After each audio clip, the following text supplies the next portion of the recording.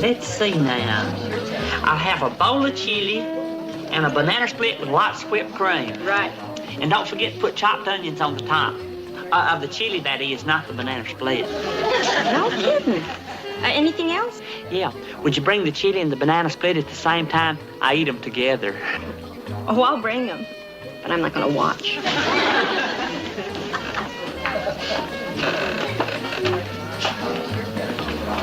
Oh, hey, Duke. Hey, Gomer.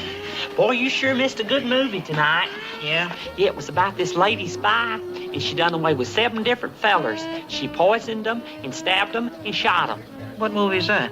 Love in Madrid. Well, I wish I'd have gone with you, Gomer. I really, really do. Why, what'd you do?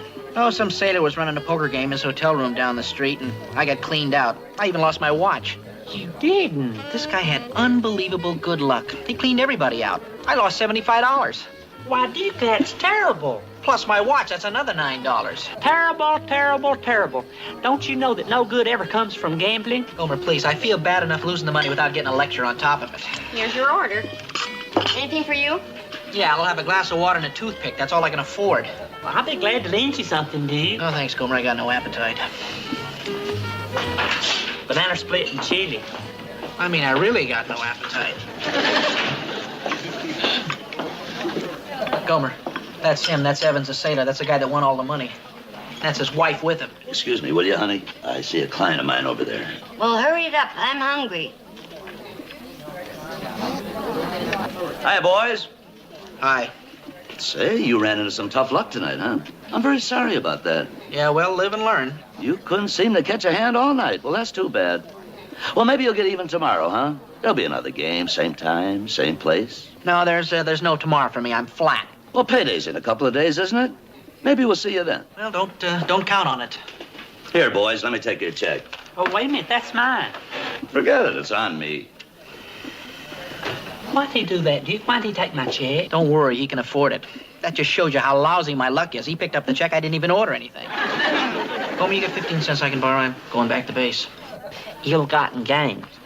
I hope he's happy with his ill-gotten gains. So then I pull this hand. A house full aces over 10. So I think I got it made. Well, all of a sudden, Excuse me, am I breaking up something? I can come back later.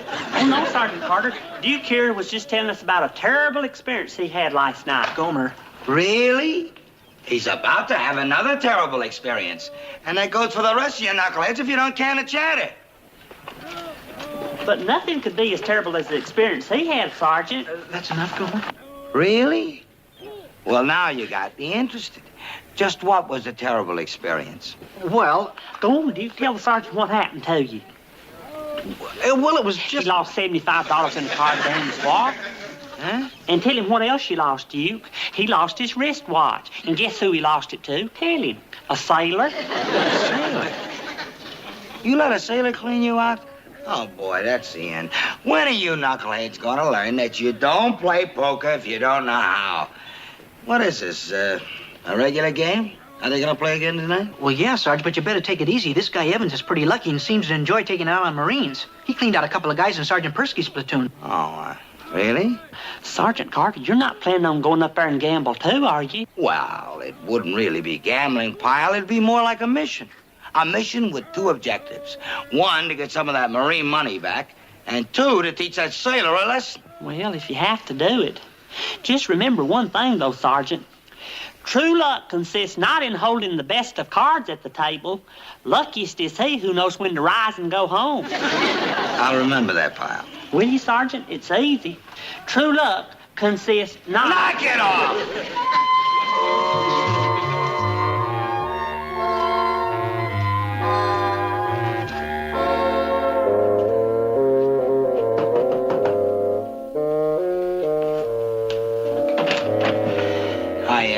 There's a poker game going on. Room for one more? Yeah, I think there's a seat open. Well, what are we waiting for?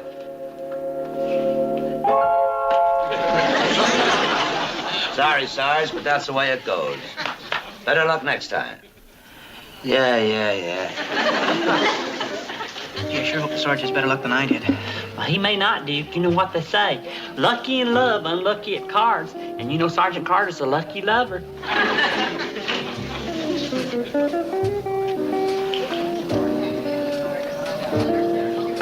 Hi, Sarge. How'd you do? Did you remember, Sergeant? Did you remember when to rise and go home? I lost $80 and both of you shut up. And you didn't remember, Sergeant. It was true luck consists not in holding... Knock it off, Pyle. I was right, Sarge. That Evans is a slick poker player. He is, isn't he? He's more than slick. He's a lot more than slick. What do you mean? Well, I can't prove it, but the cards don't fall that way all by themselves. This guy was breaking the law of averages, if you know what I mean. Yeah, I think that's it. I mean, if both of us got cleaned out, there must be something phony about this guy. If I was you, Sergeant Carter, I'd have spoke right up and told him what was on my mind. I'd have said, listen, I don't think you're playing honest. You can't do that, Pyle. You gotta have more than suspicion. You gotta have proof, and I don't have it. But I'll tell you what I'm gonna do. I'm gonna spread the word around the base. This guy won't have any of our guys playing with him. Well, I should think not. Sarge, guess who just walked in? Yeah, the game probably just broke up. Come on, let's get out of here. But, Sergeant, it's still early, and I don't think I'll go back to the base yet. I may stay here and have another soda or something. Is that all right with you? Yeah, it's all right. Oh, and, Sergeant, Yeah? here's a quarter, 15 cents for the bus fare, an extra dime if you want a candy bar or something. Here, take it. You don't have to worry about paying me till payday. You're a sport. Come on, Slade. Here you go.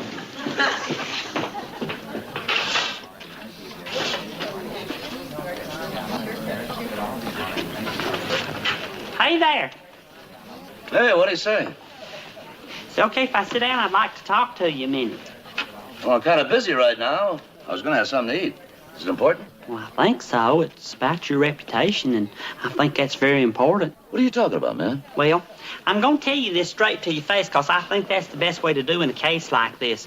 Back home, we never say anything behind somebody's back that we wouldn't say in front of them. What are you talking about, man? Well, you've been playing cards with my sergeant and my buddy over there, and they've got an idea you hadn't been playing fair.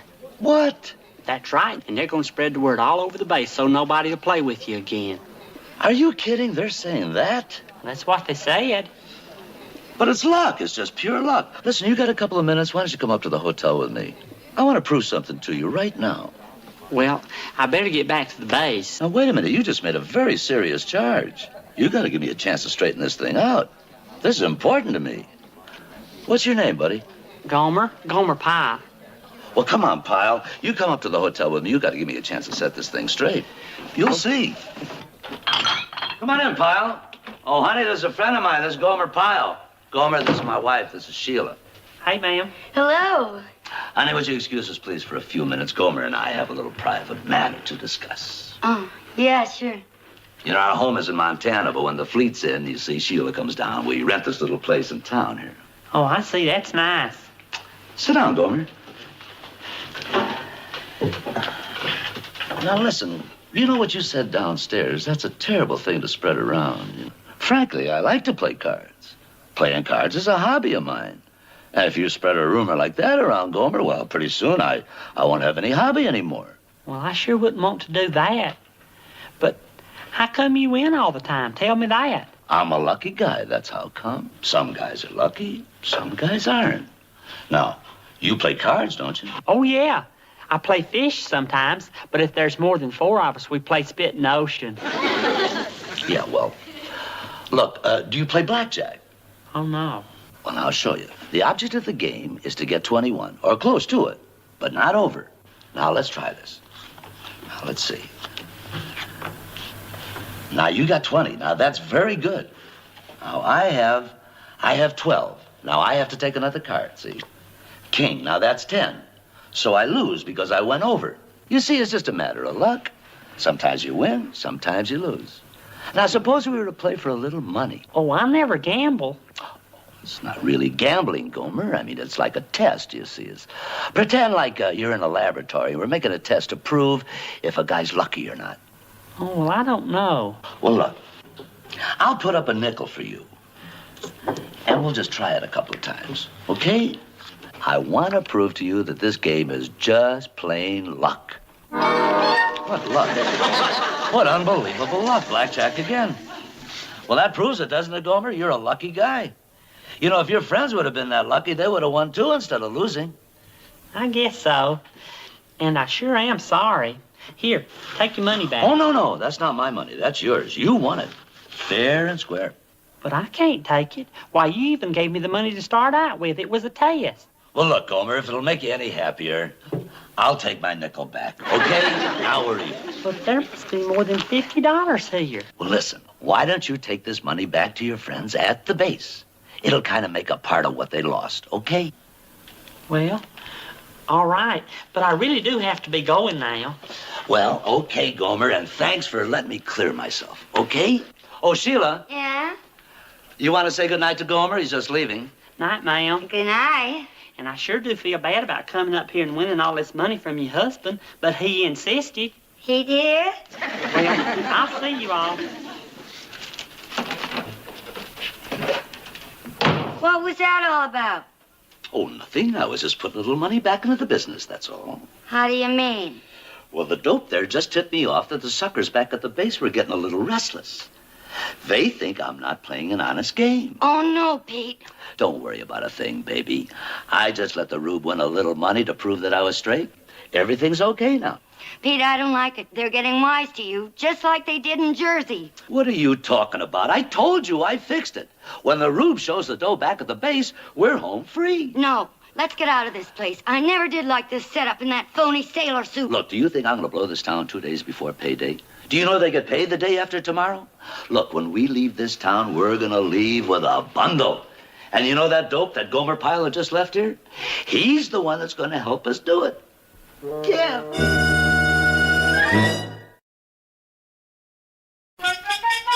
You won all this dough pile from Evans? That's right, Sergeant. Playing blackjack. That's where you get as close to 21 as you can. You see, the ace Yeah, stands for... I know what blackjack is. What I want to know is, There's how come... $52 here, Sarge. $52? How come you played him, Pyle? You never gamble. That's right, I don't. But it really wasn't like gambling. It was like a laboratory, and we was doing a test. A test? That's right. A test to prove that card playing is just a matter of luck. The only reason I accepted this money was to get back part of yours and Duke's losings. Did I do wrong, Sergeant? Well, I don't know. What do you think, Boyle? I'll tell you what I think. I think he was setting you up. Sir? I mean, he let you win, so he can take more dough away from you later. How can you do a thing like that? Well, it's the simplest thing in the world. He just dealt you good cards, that's all. But he didn't deal all the time. I dealt too. And besides that, I really am lucky at games, Sergeant. Back home when we used to play scissors, paper, and stone, I used to win almost all the time. Don't you remember that game? Scissors cuts paper, paper wraps stone, stone dulls scissors. See, if I throw out scissors and you throw out paper, then I get to slap you on the wrist like this. Pyle!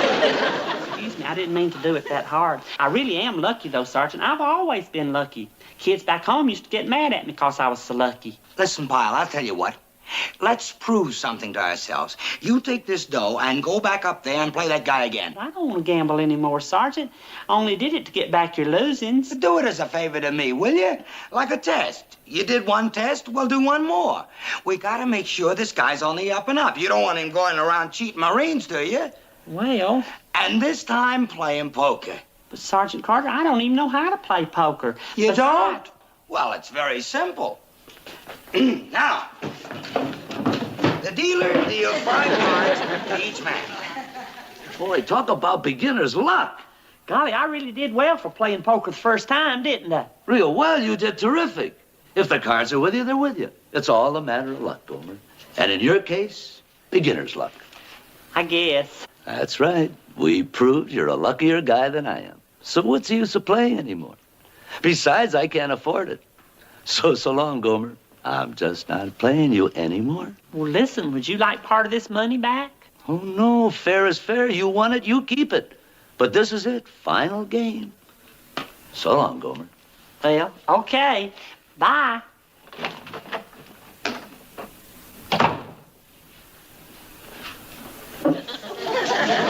What's that? That's the fish. Going for the bait. Is it possible I was wrong about this guy? Could be. But I sure am glad all those tests are over with and I don't have to play anymore. I just don't like gambling. I really don't. Yeah, but wait a minute, Pyle. As long as you got this lucky streak going, maybe if you went back just one more time. Oh, no, Sergeant. Please don't ask me. But you don't understand, Pyle. I'm still a little curious about this guy. But, Sergeant, even if I did want to play with him again, which I don't, he won't play with me. He said so. Huh? He won't play with me. He said it wouldn't be any use. He could never beat me and just wasn't any point in playing with me again. And just suppose you were to show up and say you wanted to play again. What would he do? He just refused to play with me, all. Oh, really? Well, let me tell you something, Pyle. If you want to play, he'll play. And you do want to play, don't you, Pyle? I really don't, Sergeant. Listen, Pyle, you're going to play him, and he's going to let you play, and we're going to be there to make sure that he does. But, Sergeant... It's a matter of principle, Pyle. This is a free country, and that means nobody can dictate to you. Nobody can tell you what you can do and what you can't do. So I'm telling you, you're going to play cards, and that's it. I just can't understand how you let that Marine walk out of here with $130. When I think of the dresses I could have bought for that. And I need shoes, too. Honey, relax. I guarantee we'll get every penny back. Triple. Well, I hope you're right, buddy boy, because another fiasco like you had in Jersey... Will you forget about Jersey? Honey, come here. Watch this. Now, look, I'm going to start easy on them for the first couple of hours. So you kind of build up their confidence, and that'll lead up to one big kill. Now, look, turn up that first hand. Straight, 10 high. Try that one. Flush. Full house. 4 kings. What do you got?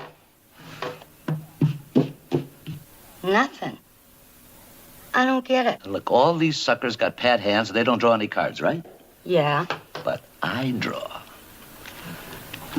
Now take the first 4 cards off the top.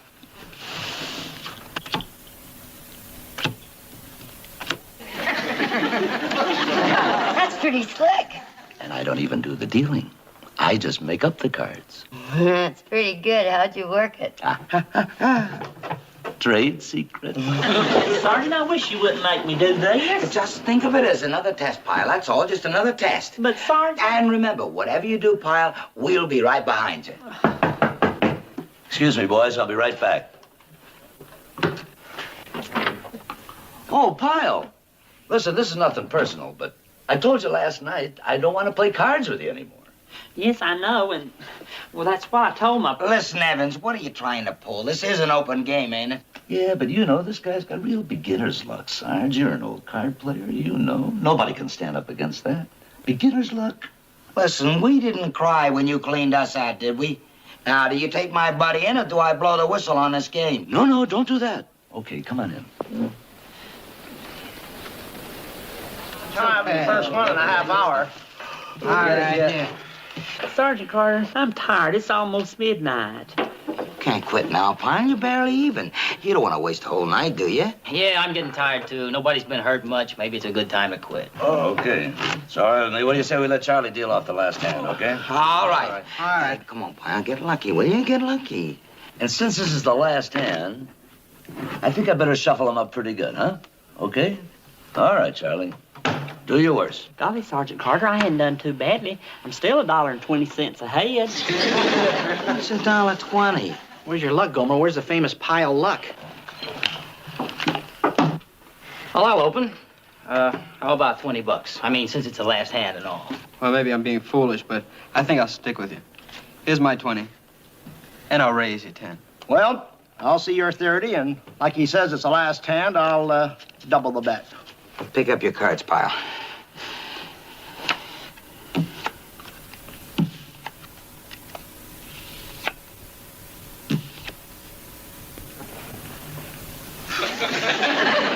What about you, Pyle? Are you in or you out? If you're in, put up your don't. What do you think I should do, Sergeant? He's in, and he raises it 50. 50? What's he got there? Well, nothing really much. It's just that... No talking, Pyle. Come on, let's play.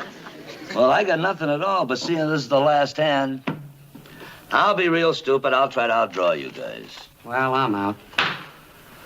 Well, I don't know what everybody's got, but I am gonna see your raises and add 50 more. $50? Sergeant Carter? Shut up, Pyle. Yeah, I'll see that. And raise you 50.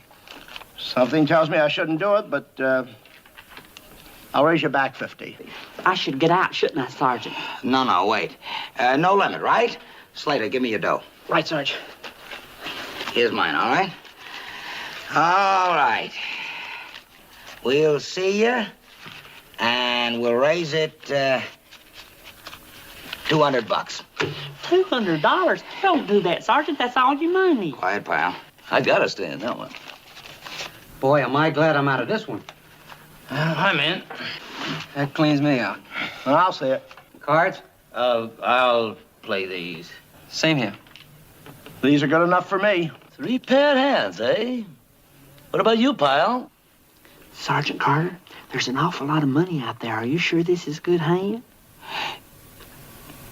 It's a good hand, Pyle. You don't want any more cards. But is it real good? Yeah, it's real good. It's a good hand, Gomer. Believe me, it's a good hand.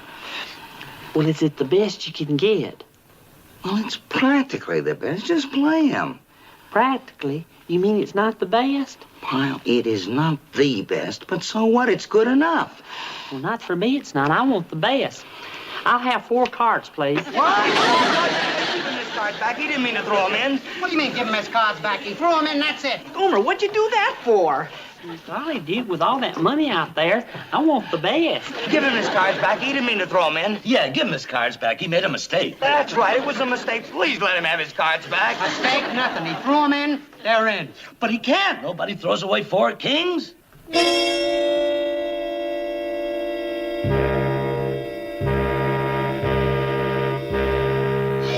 How do you know he had 4 kings? Well, deal out the next 4 cards, will you, Charlie?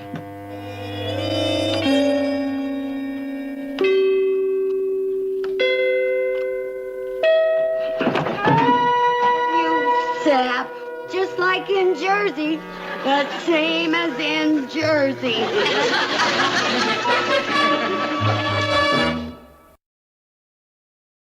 So the police got there, and that was it. Oh, that was nice work nailing this guy, boys. There are at least 3 places I know of that's looking for him. You know, he's made a specialty out of clipping servicemen. Well, I had him spotted right from the start. The only trouble was getting the goods on him. That's why I sent Pyle in as a decoy to set him up. Ain't that right, Slater? Right, Sarge. Well, too bad a lot of your buddies weren't as sharp. You know, Sergeant, one thing about servicemen. They're too easy with their money. There's always somebody around, ready to take it away from them. Yeah? Well, they gotta get up pretty early in the morning to take it away from old Sergeant Carter. Well, we gotta get going. Glad we could help, Lieutenant. So long, boys. All set to go, Sergeant? Yeah. By the way, Pyle, you picked our dough up off the table, didn't you? Oh, yes, Sergeant. I picked it all up while you was calling the police, and I put it in my pocket. Thank goodness for that. Yeah. Where is it? Well, you know how lucky I am. Yeah? Well, I took all the money and I bought these raffle tickets. Tickets. Hi, you bought raffle tickets? What crook sold you all them raffle tickets? That fella over there. I think I'm gonna be sick.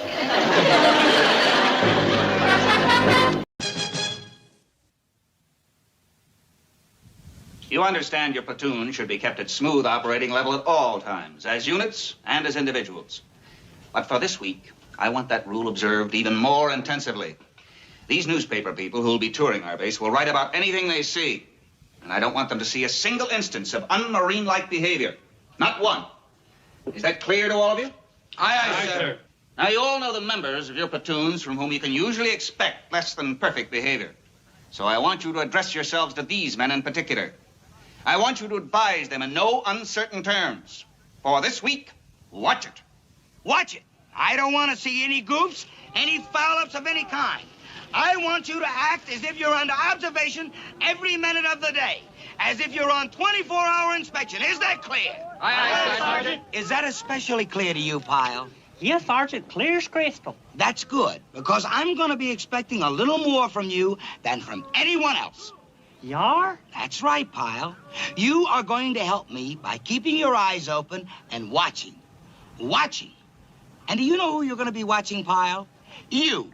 You are going to watch you. You're going to stop yourself before you make the goof. When you even suspect that you're about to commit a piece of stupidness, stop. Call a friend and say, help me. Sergeant, Stow it, Pyle. You, Slater, Lombardi, get inside and scrub down the barracks. The rest of you, get over to supply and draw rakes and brooms. All right? Fall out! Move it! Remember, Pyle, there's going to be two of us watching you. I'm going to be watching you, and you are going to be watching you. Right, Sergeant, and I'm going to be the one... You're talking. You're not watching. Well, I was just going to say... Don't talk. Watch.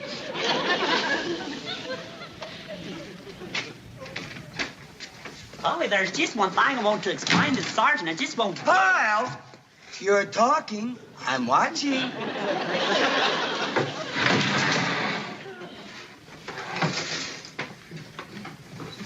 I don't know why he's so especially worried about me. If there's going to be any trouble, it's going to have to come looking for me. If there's going to be any trouble, it's going to have to come walking right through that front door. Good, buddy. Let's get the rest of the gear now. Come on.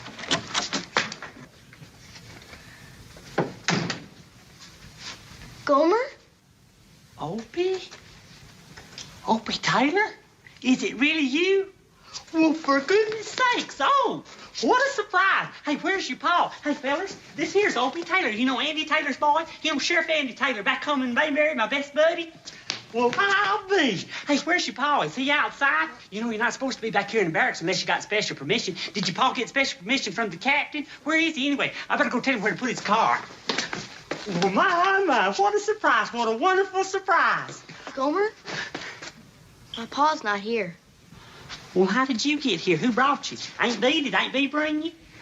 Nobody. I'm here alone. Huh? I ran away, Gomer. I ran away from home. Oh, Mother. Well, here it is. You said trouble come looking for you. You said it come right through that front door. So it came through the back door, but here it is. Wait a minute. Opie, I don't think I understand you. You said you run away from North Carolina all the way out here in California? How'd you do a thing like that? I hitched a ride on a plane. Well, how in the world could you do a thing like that? Well, I went to the airport in Raleigh, and I told them I was traveling to California with my grandma, and we got separated while we was changing planes. You didn't? And they felt sorry for me, and they put me on a plane. Oh, what a tangle web we weave when first we practice to deceive. Well, for goodness sakes, though, why California? Why'd you want to come way out here? To join the Marines. Oh, Mother, dear Mother, this is it. Wait a minute, Duke. Well, what would make you want to do a thing like that? Well, I wasn't doing too good in school, and Paul got a couple of blue slips. They tell when you're doing unsatisfactory work. He sure gets mad when he gets those blue slips. So the other day I saw a few of them in the mail, and I thought maybe I better go away for a while and not come back till I'm grown up, and Pa can be proud of me again. Okay, Dombrowski, pick it up. Move it. Right now, pick up the right.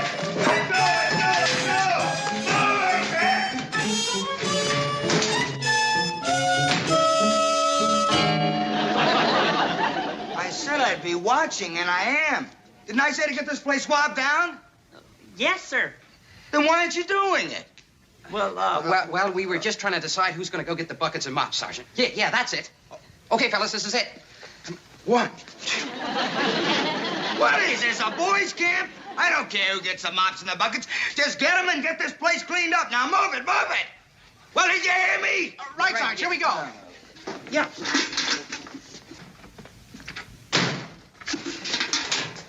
Opie, you all right? Uh-huh. Was that Sergeant Carter who's just in here? Yeah, in the flesh, and he almost had us all. Gee, Gomer, I'm sorry. Couldn't I go talk to the sergeant? No! I guess the first thing we got to do is get you out of here, and then we'll make a plan what we do next. Look, one of us better get over to supply and get the mops and buckets, and the other two... Hey,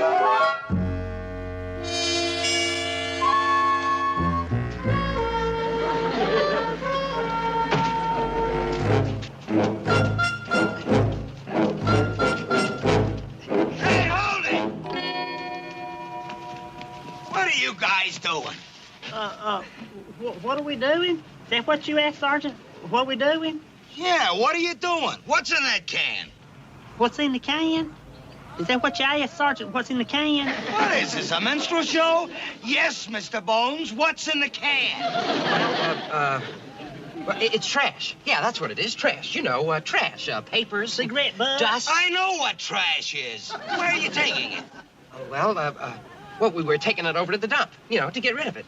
Well, you're going in the opposite direction. The dump ain't that way. The dump's back that way behind the mess hall. Don't you knuckleheads know that by now? Well, Gomer thought this was going to be a shortcut. See, I told you, Gomer. Now, come on.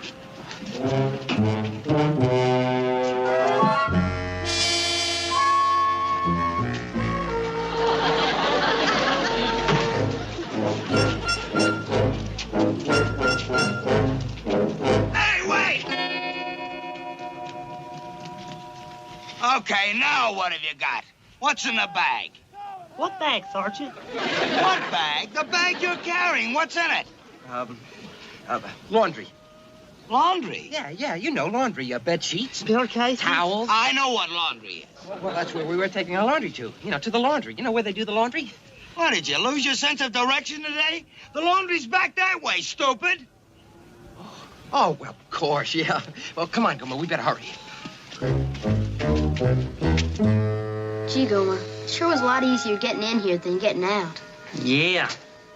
The sergeant. He's coming this way.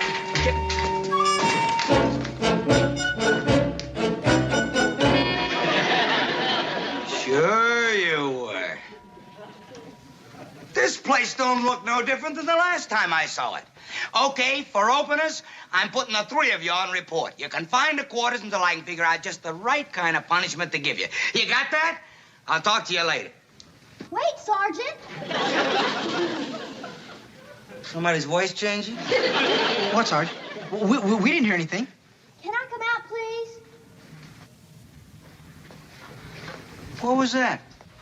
That? Oh, that was me, Sarge. I was just practicing my ventriloquism. See? Hello there, young man. Oh, hello. Shut up, Slater.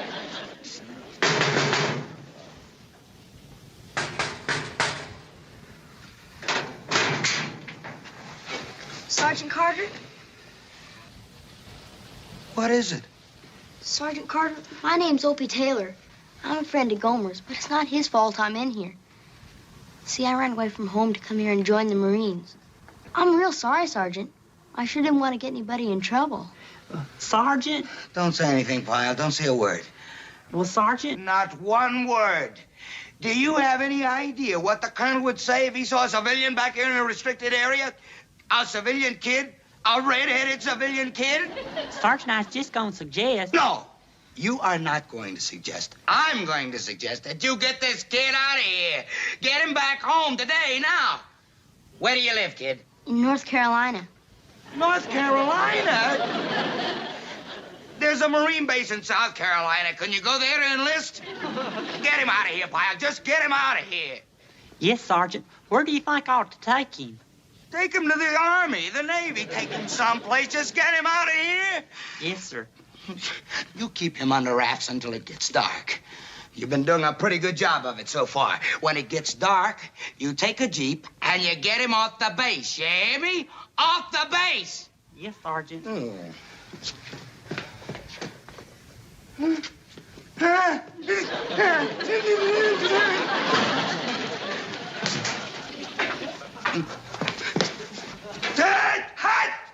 As you were, these gentlemen are the press representatives covering our base.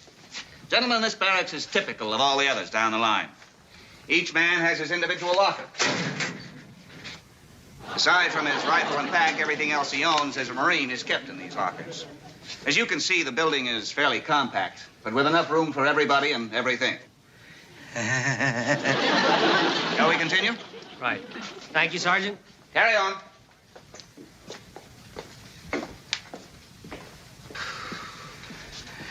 Did you see that, Pyle? Did you see how close I came to being sent to a federal penitentiary? Federal penitentiary?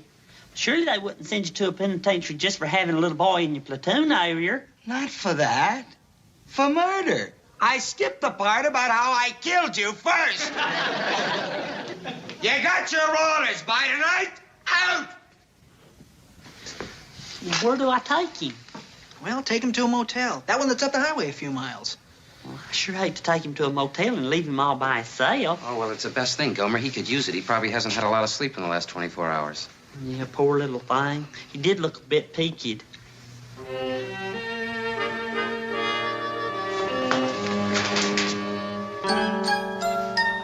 This is hard.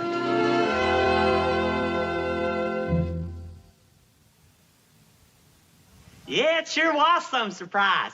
There was only one person more surprised to see him than me, my sergeant. Hey, Andy, would you like to talk to the boy? He says he'll talk to you when he gets here. Andy, tell Aunt B I said hey, and I'll see you. Well, at least your pa and Aunt B will rest easy knowing where you are tonight. Come on, crawl into bed. Go on, I'll tuck you in. Gee, Gomer, I just want to tell you, I'm real sorry about all the trouble I made for you. Oh, forget it, Oak. Everything's turning out all right. I'm just sorry I wasn't able to help you with your plan. But you'll be a whole lot better off if you go on back home and work out them blue slips. Now, you get a good night's rest, and you can talk it out tomorrow with your pa. You going right back to the base now, Gomer? Yeah, I expect a better.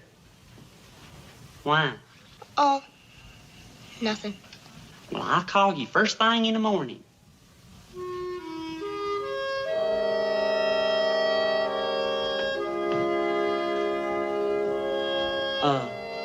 You want a glass of water or something? No, thanks. Night, Oak. Night, Gomer. Oak, you know what to do if you need something. What? Use the phone. You know, in case you need something, use this here phone. It says right here, call office for room service. Switchboard closes at 11 p.m.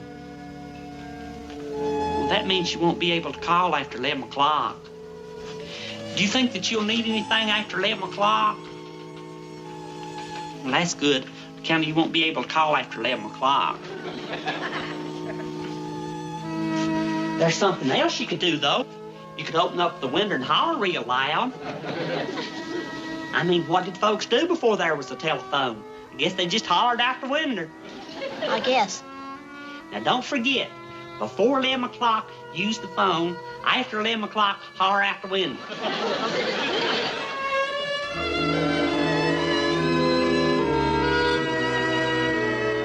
You know, there's another way. What did you say? I just couldn't leave that poor little fella in that motel room all alone. It was all bought and paid for, and it was a real nice room, too, at the Westward Ho Motel. But I just couldn't leave him. Where is he? He's outside in the Jeep. Outside? Here on the base? You brought that kid back here to this base. Well, I had to, Sergeant. See, I promised his daddy he'd be safe by my side until he got here. And well, if I left him alone in that motel room, I'd be going against my word. I'm sorry, Sergeant. Well, don't give me you're sorry. You're stupid is what? Well, I truly am sorry. I guess I'm just a softy. Yeah, you got a soft heart and a soft head to match. It's a set. Isn't there someplace, Sergeant? Isn't there someplace around here? No, there isn't, Pyle. There is no place. You got the kid a room to stay in, and that's where he goes, understand? I just couldn't take him back there and leave him, Sergeant. I just can't. You don't have to. I'm going to do it for you. Get back to your quarters. You I'll take care of in the morning. Him I'll take care of right now. Okay, you get in that bunk and you go to sleep. And don't you leave this place until someone comes for you in the morning. You understand? Yes, sir. And if you got any ideas about going back to that base, forget it. I don't want to catch you anywhere near that place. You understand? Yes, sir. Yeah. If you were my kid, I'd give it to you good for running away from home. What kind of thing is that to do anyway? It was a knucklehead thing to do. Huh? That's what Gomer says. If you do something dumb, it's a knucklehead thing. And if you do too many knucklehead things, you won't be a squared-away Marine. Yeah, well, he was right for once. Do you think this knucklehead thing will count against me someday if I go to join the Marines? No, it won't count against you. Look, go to sleep. Just go to sleep. Yes, sir. Sergeant? Yeah? In case I don't get to see you anymore, I want to tell you I'm real sorry for all the trouble I made today. Yeah, well, forget it. And I didn't want to come back to the base tonight, but Gomer's worried about leaving me alone. Yeah? He thought I'd be afraid being here alone, but I'm not. You can't be afraid and be a squared-away Marine, can you? No, that's right. Bye, Sergeant. And thanks.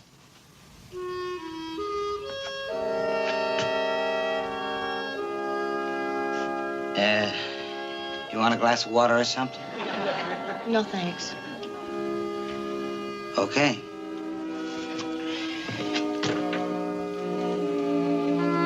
Look, kid, in case you need something, you know what to do. Holler out the window? Huh? The count of the switchboard closes at 11 o'clock. So Gomer said after 11 o'clock, holler out the window. Oh, that's no good. I'll be okay, Sergeant. Okay.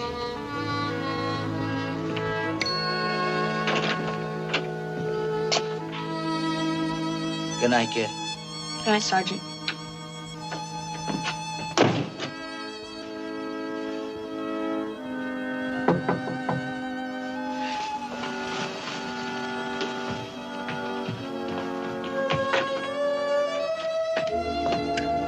What did you open the door for? How did you know who it was? Figured it was you, Sergeant. Listen, kid. I got another idea.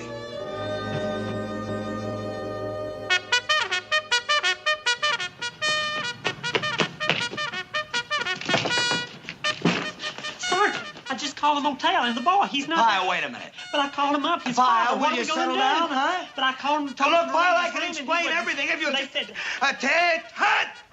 As you were. Good morning, Sergeant. Good morning, sir. Our visiting friends wanted to take in the base today right from the beginning, from Reveille. Well, gentlemen, I would say this is as good a place to start as any, with the platoon sergeant. He's the one who gets things off to a proper start each morning. We can just follow him and watch a typical routine in a typical day. Yes, sir. Why don't we step outside for roll call, sir? Right. Colonel, Yes? I didn't know the men were allowed to have their families stay on the base with them. Is that something new? I beg your pardon? Opie, you're here. Well, thank goodness. What's going on, Sergeant? Who is this boy, and what's he doing on the base? Well, I can explain, sir. I think you'd better. The boy is a friend of Private Pyle's.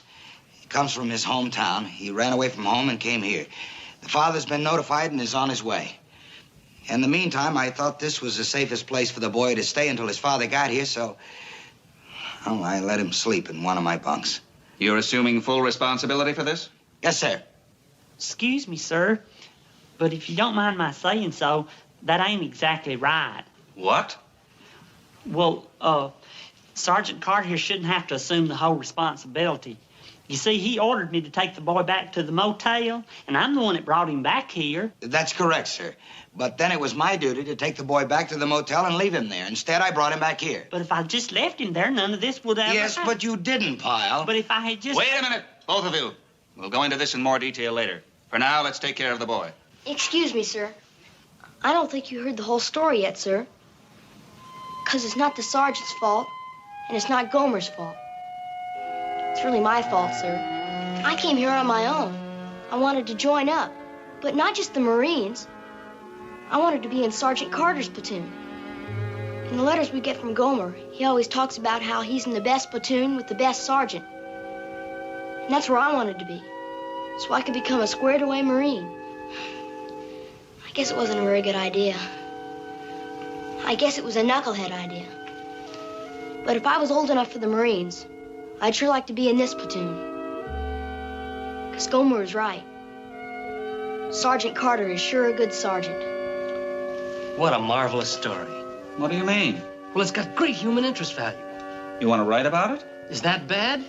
To let the whole country know that a little boy came all the way here because you've got the best platoon and the best sergeant? Later, I want to get some pictures of the three of them. I mean, it's all right, isn't it? You could start a recruiting drive with this. How old are you, son? Almost 12. Lie about his age. We're not equipped to handle 12-year-old Marines. Carry on, Sergeant.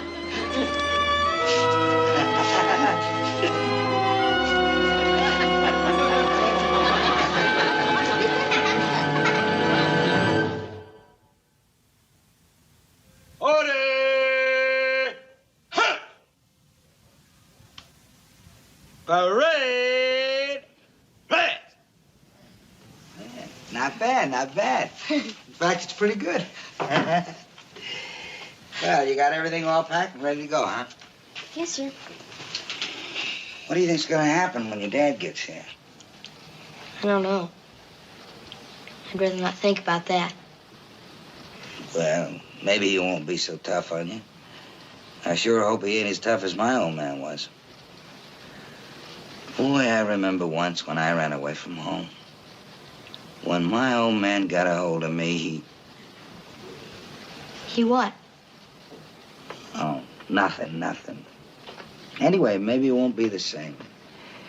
You know, the world's changed a lot since I was a kid. Yeah, that must be him now.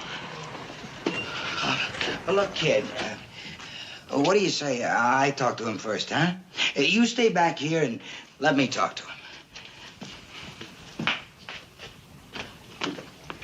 Hey, Sergeant, Andy's plane was 10 minutes early, and he's there waiting on me.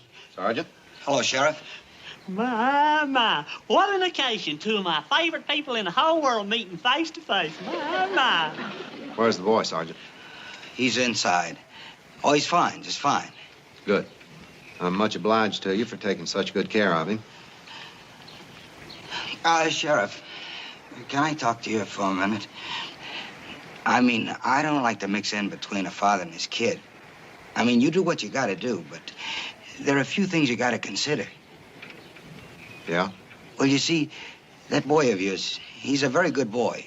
He's polite and he's courteous and, well, he hasn't been in any trouble at all. Right, Pyle? That's right. Everybody praised him from the colonel on down. You know, Sheriff, sometimes a kid's got to get something like this out of his system, and then he feels better for it. You know what I mean? And if you think a good beating like my old man once gave me is going to help, well, you're wrong. Could I see him now?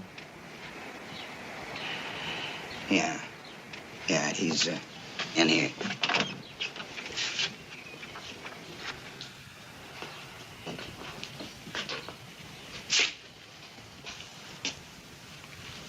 Hi. Hi, Paul. You about ready to come home? Let's go.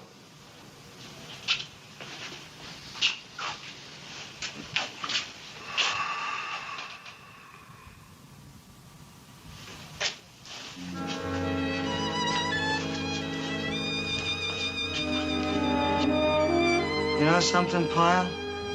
The world has changed a lot since I was a kid.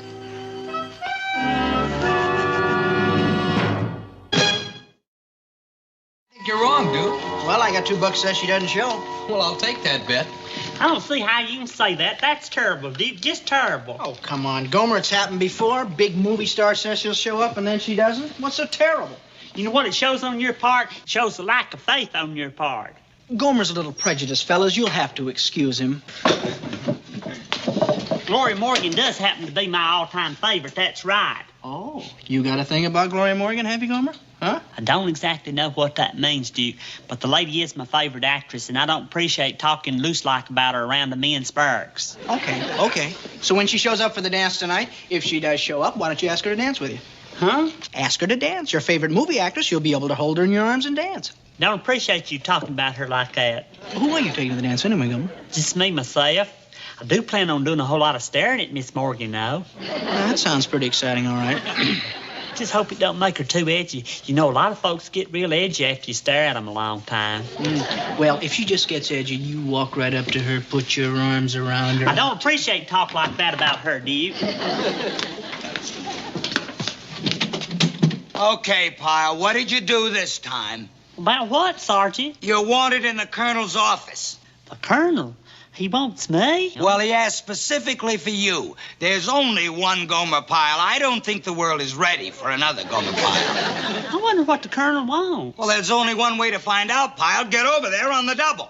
He didn't tell you what... Move it!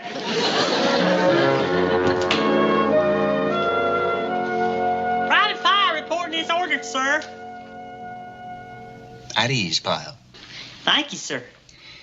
Pyle, do you remember that enlisted man's dance a few months ago? The one you took my daughter Jane to? Yes, sir. I remember. And I'm sorry. Why are you sorry? She had a very nice time. She did? Well, I did too. I really truly did. Not only is Miss Jane real nice, but she's a real good dancer too. Do you know she didn't even stumble once that whole evening? Yes. Jane's home again. Has a little time off from school. And I was wondering if you'd care to take her to this evening's dance. Yes, sir. I sure would, sir. I'd consider that a real honor. Fine. You can pick her up a little after 8. I'll authorize a Jeep for your use. Yes, sir. Thank you, sir. Carry on, Pyle. Sir? Yes, Pyle? When I bring Miss Jane home, I'll be real careful not to squeal brakes, just in case you and the missus decide to turn in early. Thank you, Pyle. That's very thoughtful. That ain't all, Duke. Her daddy said I could even use the Jeep to take Miss Jane to the dance. No two ways about it, Gomer. You're becoming quite a ladies' man. And with the Colonel's daughter. Oh, go on, Duke. But we did hit it off kind of good that first date. Hey, Gomer, do me a favor. Sure, Duke. What? Invite me over to your house for dinner after you get married so I can hobnob with you and all the other brass. Won't do me any harm to show I'm buddy-buddy with the Colonel's son-in-law. Oh, Duke. I think you're just... Guess what? They're bringing Gloria Morgan to the barracks. She's headed this way. You're kidding. Go on. They wouldn't do that. Women ain't allowed in Marines' barracks. I just saw her outside. Come on. Let's get this place squared away. They're bringing a civilian visitor through any minute. Then it's true, Sergeant? Gloria Morgan's coming through this very barracks? The Gloria Morgan? That's right. She arrived a little early, so she's being shown around the base. Did we catch you unawares? Shazam! I'm so excited. Just feeling my heart, Sergeant. It's going ka-thump. Pyle! I'm so nervous. How'll I act when she gets here? What do you mean, how you act? You just stand there at attention and don't talk. Talk? Why, if she looks at me, I'll just die. I'll just die. Good. I'll see what can be arranged. Here they come. All right, knock it off, knock it off. Get back to your bunks. Take hut! Hello, boys. Hello. Hello. The living quarters are pretty much alike in all the huts. Bunks, lockers. Why, do you mean to tell me that they keep everything they own in these little lockers? Oh, yes, ma'am. Just about everything they need. Well, now, whose locker is this? Well, whose locker is this? It's Private Pyle's locker, sir. Isn't it, Pyle? Yeah. Yes, ma'am. Sergeant. I mean, sir. Well, now, I just bet you put those pictures up there when you heard I was coming, didn't you? Very sweet, though. No, ma'am. Across my heart, I didn't. They've been stuck up there almost ever since I've been here, honest. Really? Well, I'm very flattered. Not only that, but I've seen all your movies, too. There was Doomsday at Toronto, It Happens Every Payday, Lost Lovers Forever, Dinner with Diana, I Love You, I Love You, I Love You. I've seen that one 3 times. Lady Be Bad, and Faithful Till Tomorrow. My goodness, what a memory you have. You know, I did some of those pictures so long ago, I didn't even remember them myself. Oh, that's very sweet. Say, would you like me to autograph that picture for you? Golly. Would you, ma'am? Oh, I'd love to. Does anybody have any? Fountain pen, is that what you want? Now, what's your name? Pyle. Gomer Pyle. Gomer like Homer except with a G, and Pyle like Pyle except with a Y. Are you going to make that other picture, ma'am? The one with you and Mr. Hudson together on that island with the overactive volcano? How'd you know about that? Well, you being my favorite female movie star and all, I not only see all your pictures, but I read all I can about you, too. You know, I think you know more about me than my agent does. Well, thank you kindly for your autograph, ma'am. Oh, it was my pleasure. I've seen a lot of your pictures, too, Miss Morgan. Really? How nice. Well, goodbye, boys. Bye. Bye, Homer. Gomer. Bye, ma'am. It's sure a pleasure talking to you. Bye. If she looks at me, I'll die. I'll just die.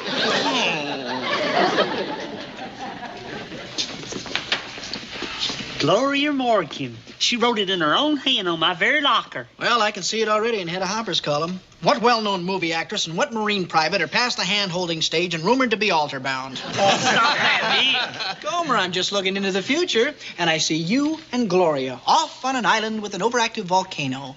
And there... Hey, movie fan. Me, Sergeant? You. It's your turn to clean up the duty hut. Yes, sir. And Smith and Sullivan, you police up in front of this hut.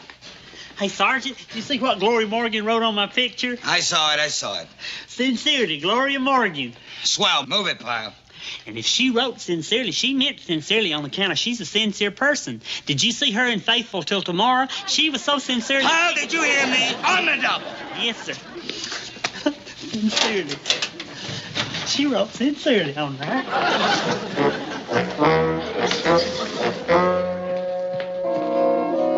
You know something, men? I think Gloria Morgan really got to Gomer. Hey, you guys want to have some fun? What's up? Sure. We're going to make a little phone call. Come on.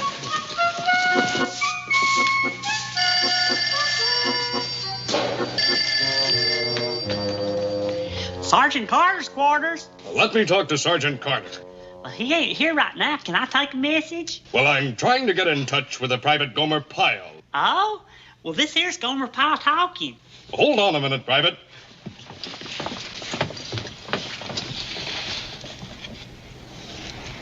Hello, Gomer. This is Gloria. Gloria? Gloria Morgan. Have you forgotten already? Shazam. Hey, Miss Morgan. Excuse me for not recognizing your voice, but you sure sound different. I do? That must be because this is my telephone voice. Listen, I was wondering, how would you like to escort me to the enlisted men's dance tonight? Me? Are you sure you mean me, Miss Morgan? Oh, I'm very sure, Gomer. Say you will. Golly. What an honor. What a real honor. It's all settled, then. You can pick me up at the guest quarters at the Officers Club tonight at 8 o'clock. Toodaloo.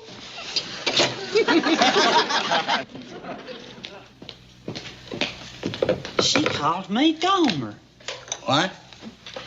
Sergeant, you'll never believe this. You really won't. But that was Miss Morgan, Miss Gloria Morgan. She called up and especially for me. You're right, Pyle. I don't believe it. See, I told you wouldn't believe it, but she did. She called on that very phone there and wanted to know if I'd take her to that enlisted man's dance tonight. And I told her, oh, Lordy, I clean forgot. I'm supposed to take the colonel's daughter to that dance tonight. Well, aren't we, Mr. Popular? That's what you get for not checking in your date book, Pyle. But this is serious, Sergeant. What an embarrassing predicament. How can I make such a dumb mistake? What'll I do? Pyle, don't bother me. But this is serious, Sergeant. I can't take both those girls to that dance. What'll I do? Please tell me. Well, it's simple, really. You just call up both gals and you tell them you're sorry, you can't take them to the dance because you won't be able to dance tonight. Huh? Well, why won't I be able to dance? I forgot to tell you. Before you call, you shoot yourself in the leg.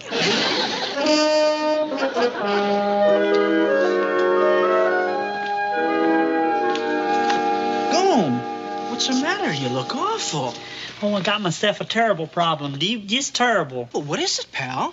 Well, Miss Morgan called, Miss Gloria Morgan, and she wanted to know if I'd escort her to the dance tonight. And naturally, I said yes, but I clean forgot. I'm supposed to take the colonel's daughter. Oh, that is a problem. Well, what am I going to do, Duke? If I back out on Miss Jane, well, that'll hurt her feelings. And if I back out on... Oh, I got myself into real trouble this time. I feel awful, just awful. Gomer? Yes, sirree. Real honest-to-goodness trouble. Look, Gomer, hold it. Before you blow a gasket, I got some news for you. You don't have a date with Gloria Morgan.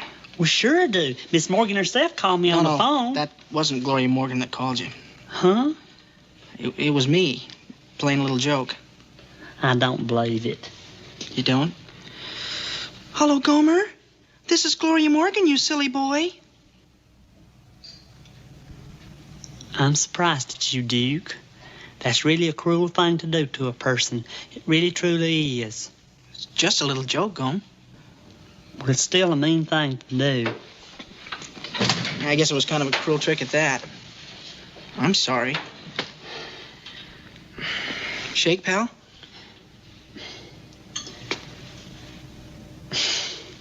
Okay, good buddy. Then I really don't have to take Miss Morgan to that dance tonight. You sure don't. You got a date to take me. And you'd like your escort to be one of the men here on the base, a private? Yes, if I may. Fine. And very appropriate, I might add, since it is an enlisted men's dance. Now, if you'll excuse me, I've got to get home. My daughter just arrived from college for a few days, and I must tell her that she, too, has an escort for tonight's dance. Captain, help Miss Morgan locate the Marine in question. Yes, sir. Thank you, Colonel. Thank you, Miss Morgan. Now, if you'll excuse me. Certainly. Well, now, just what is the name of the private you'd like as your escort for the dance tonight? Oh, now let me see. It was a strange name. Homer? No. Gomer like Homer, except with a G. Pyle like Pyle, except with a Y. Gomer Pyle.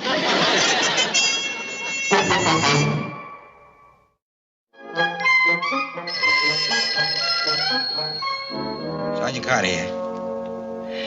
Yes, sir. Private Pyle, sir? I'll get him for you right away. He's in the area. Hey, Pyle! Get over here! You want on the phone? He'll be right in, sir. Yes, sir. Phone for me, Sergeant? It's the captain. Are they doing that again? They doing what again? Oh, they acted out this mean trick. I told them it was a cruel joke, and I'll tell them again. Hey, Duke, I'm surprised at you pulling another fake call like this after admitting just a few minutes ago that it was a mean, cruel trick to do. Give me that. Listen, Slater, any more practical jokes and I'll have you doing push-ups from now till Groundhog's Day. Now you get back to your barracks, you knucklehead. I don't know what you're babbling about, Sergeant, but I have Miss Morgan here. Now put Private Pyle on the phone or I'll have you doing push-ups. Yes, sir. I'm sorry, sir. It was all a misunderstanding. Right away, sir. It's her. It's really her. Well, take it. Take it. Hello? Hello, Gomer. Is that you? Hey, Miss Morgan. Is it really you this time? I assure you it is. Gomer, I understand that it's customary for a Marine to escort the guest of honor to the dance, and, well, I've made my choice. It's you. Will you take me? Me? You mean it? You really mean it? Well, I'd be honored to, ma'am. 8 o'clock at the administration building. Bye, and thanks, ma'am. Well, what do you know? I really am going to escort Miss Morgan to that dance tonight. That was her, and she just said... Lordy, I've done it again. I got myself 2 days for that dance tonight is what I done again, and I really done it this time. Golly, Sergeant, what am I going to do? Well, you could claim you're an amnesia victim and don't remember anything. Or you could desert. They don't hold dances at Leavenworth. Or you could shoot yourself in the leg. I still think that's the best way.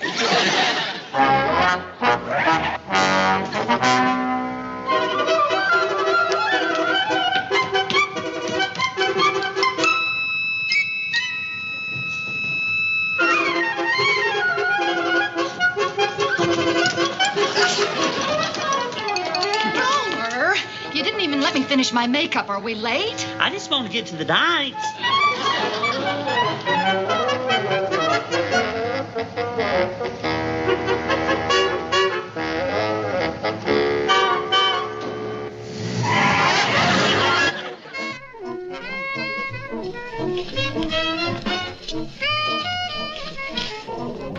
Well, here we are, ma'am.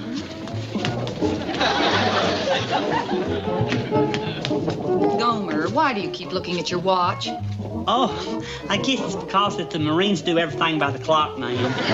Shall we dine? Well, I thought first we should take a walk.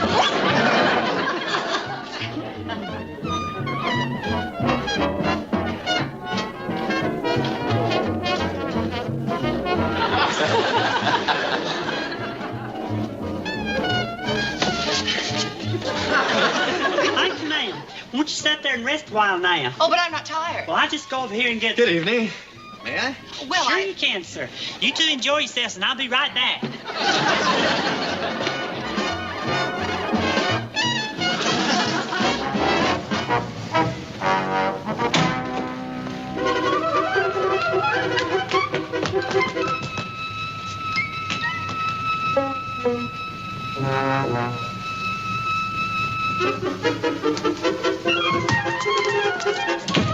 For heaven's sake, she didn't even stop to say hello. Oh, hello, Miss Jane. Well, let's go.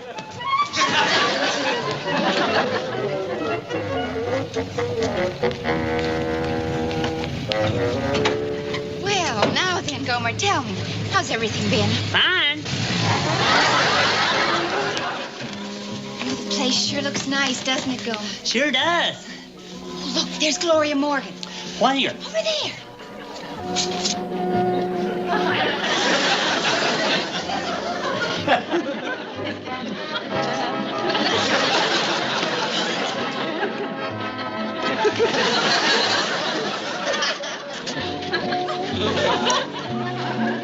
I'd love to meet her, wouldn't you, Gomer? Huh? Oh, sure.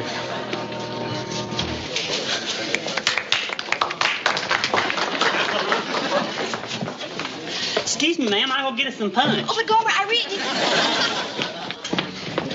Hey, Miss Gloria, I'm back. Did you enjoy dancing with Captain Murdoch? Oh, yes, I had several dances with Captain Murdoch. Captain Murdoch's a real good dancer. I thought you'd enjoy dancing with him. Yes, I did, but now I'd like to finish our dance. Would you excuse us, please? Gomer?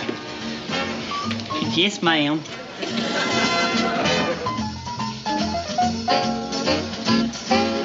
Gomer, that girl you've been dancing with, is she your girl? What girl? The one you've been dancing with. Well, what makes you think that? Well, she hasn't taken her eyes off you.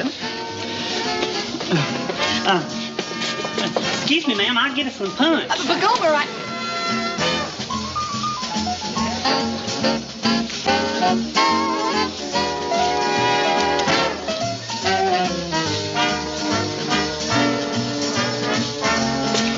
Here's our punch, Miss Jane. Thank you, Gomer. I see you were dancing with the guest of honor. Yes, ma'am. I figured that's the least I could do with her sitting along the wall like a wallflower and all. That was very thoughtful of you, Gomer. She's very pretty, isn't she? I guess her features do go together in kind of an interesting way at that. I'll get us some punch. Gomer, we have punch. Yeah. Mine's all gone. You mind if I get me some more? By all means, Gomer, do go get some more punch. I guess the night air's made me kind of thirsty at that. well, don't bother. Here I am again, ma'am. Where's our punch, Gomer? Oh, well, I'll Gomer. Look, Gomer, if you have another date, I don't want to you're not. Excuse me, ma'am.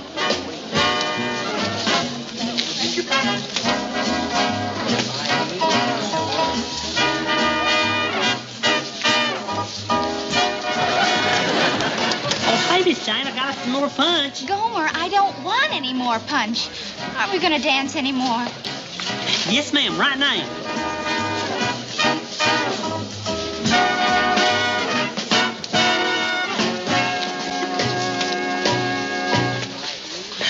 Well, what do you know? The music stopped.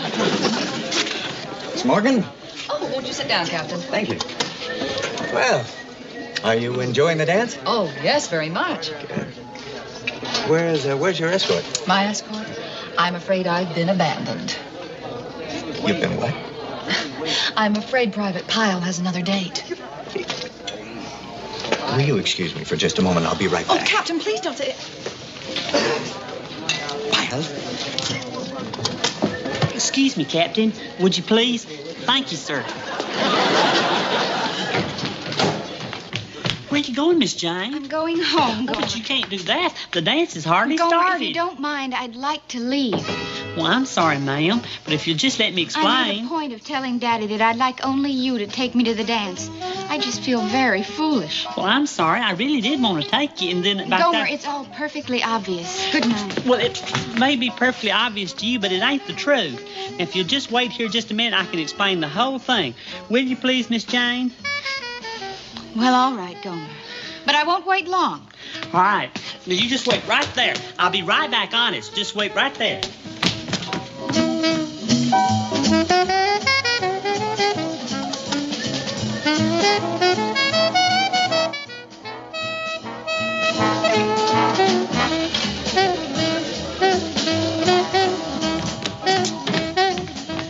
Miss Jane? Miss Jane, this is Miss Morgan. Miss Morgan, this is Miss Jane, Colonel Gray's daughter. How do you do? Hello. I know both you ladies are mad at me, and I'm sorry, but truly I didn't know what else to do.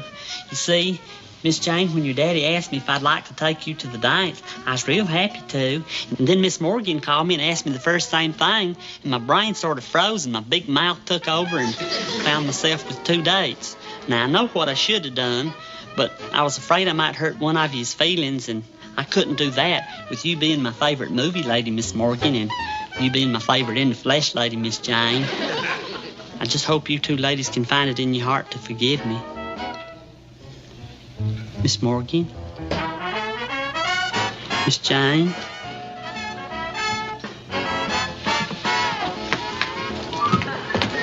Shazam! I declare. Hey, Sergeant.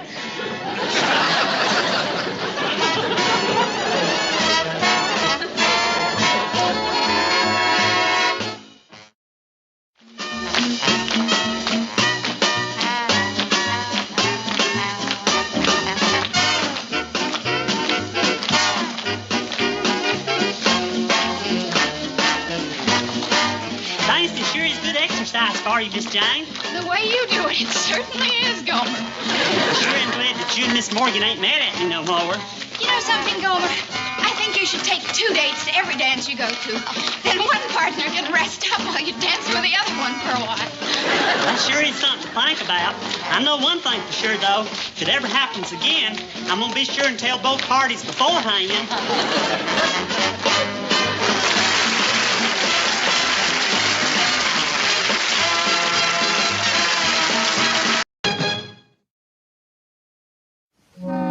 You gotta see this place to believe it, Vince. When I'm not working, it's all sandy white beaches, a party here and there, sailing, surfing, and beautiful hula girls. Now I know why they put the Lulu in Honolulu. That's cute. Sounds like he's got it made. Yeah, leave it to my old pal Nick Hollenrake to always get stationed in the best places. I told all the gals here about you, Vince. And I've already got a long, cool tropical drink sitting here in the shell of a pineapple with a gardenia floating on top just waiting for you. If you can steal any time, don't miss out on this. It's once in a lifetime. I got a house right on the beach with plenty of room, so come on down. That's great, Sarge. You going? Am I going? Am I going? Man, I got 10 days accumulated leave saved up. 10 whole days I've been hoarding, just waiting for the right opportunity. And, brother, this is it. Am I going, he asked. And would you like to know how? How? Well, we got Marine jets winging out of here every day, and some of them go straight to Honolulu. And who do you think is gonna hop a ride on one of them little jet jobs? Hey, that's great, Sarge. You got nothing to keep you here. I mean, there's nothing coming up. You're in the clear. Good. Oh, just this. Yeah, what's that? A memo came through this morning about the test for PFC. 6 of our men haven't taken it yet. Those meatballs in the Marines for over a year and still privates. Well, I want a whole platoon of PFCs. In fact, I want a whole platoon of PFCs before I go to Honolulu. When are they giving that test? Tomorrow. Good. That'll make a nice going-away present for me. All PFCs. I don't know. What do you mean? Pyle. Wouldn't you know it? Wouldn't you know that lunkhead would be one of the last ones to make PFC? Wouldn't you just know it? Boy, it stings me. It really stings me. Sarge, a minute ago you were happy as a lark talking about your trip. Why let something like this spoil it? Well, it's important. I mean, think back to what you were talking about. Hawaii, those sandy white beaches, the hula girls, the tropical drink. Yeah. The gardenia floating around on top. That's right. You're right. You're right. This is a golden opportunity to go to Honolulu, and I'm not going to let them foul it up. Believe me, I'm not going to. I'm just going to walk over and talk to them real calm-like. Calm and easy, easy and calm. Stupid, stupid, stupid. The 6 of you, the last 6. Now, everybody else in this platoon has made PFC except you 6 meatballs. Now, what is it with you? Well, what about you, Lipton? What's your excuse? I don't have one. That's no excuse. Would you like to hear my excuse, Sergeant? No. I got one, and I thought... I don't want to hear it. But it might explain why. Pyle, I said I didn't want to hear excuses. Is that clear?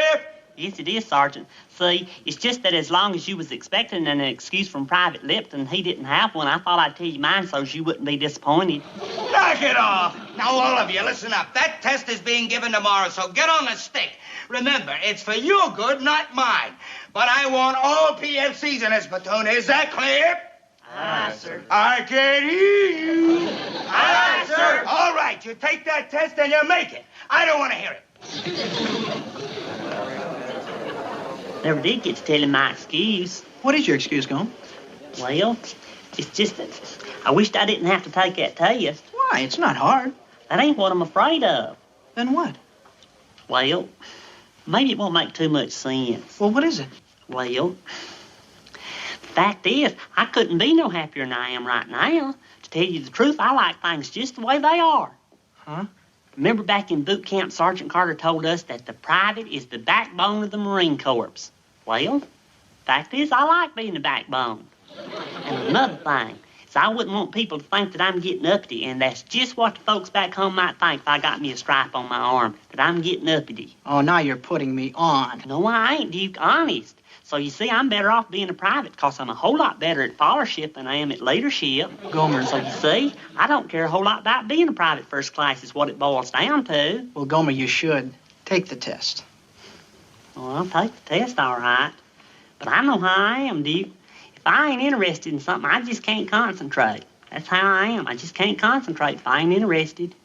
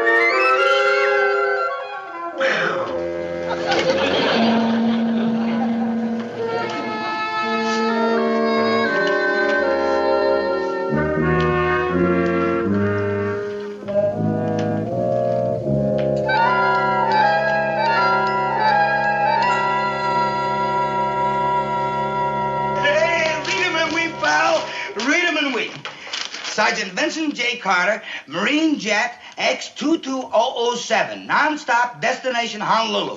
Aloha and ta-ta. Bom, bom, bom, bom, bom, bom, bom, bom. Great, Sarge. 4 days from today, I'll be wearing a garland of flowers around my neck. And will I be thinking of you? No, I will not. Nothing personal. What's in there? You want to see what the well-dressed sergeant wears on the beach in Hawaii? Huh? Well, what do you think? One thing's sure, you won't get lost. Can I help it if you got no taste? What's the news on the PFC test? The results come in yet? Didn't you hear me? Did you get the results on the PFC test? Yeah, I heard you. Well? Look, Sarge, you're not going to let this spoil your trip now. Oh, come on, come on. Naturally, I could have told you. You didn't have to tell me. I could have told you. Pyle is the only one who didn't make it. Sarge, you got 5 out of 6. That's good. That is not good. I want 6 out of 6. That's what I'm going to get. 6 out of 6. Adams, Colarusso, Duncan, Lipton, Pyle, Rigsby, all of you falling right in front of me.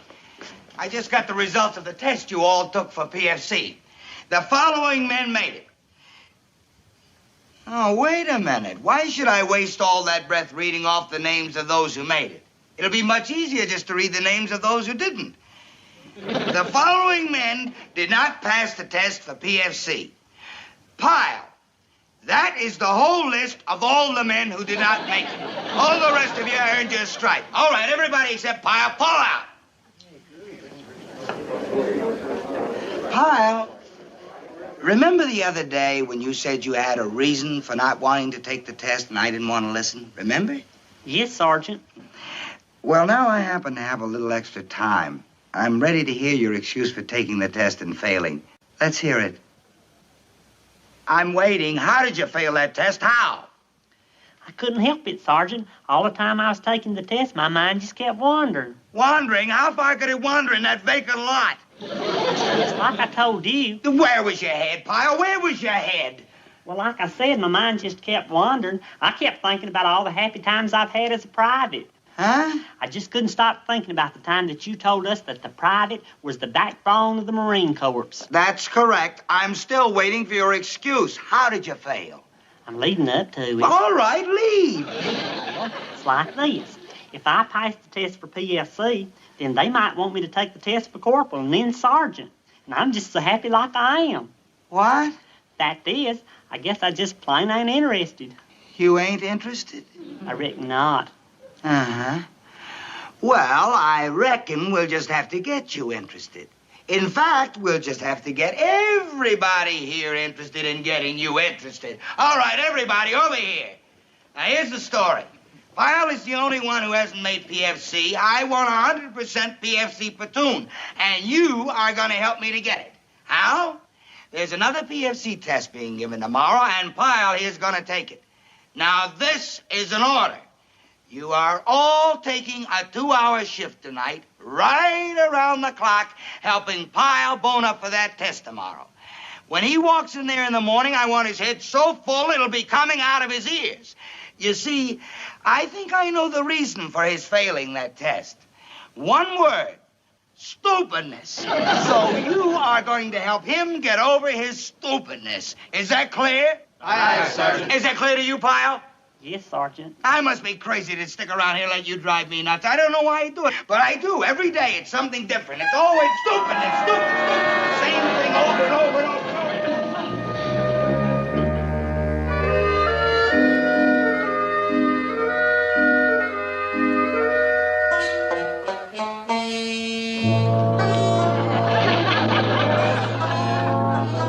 I got it.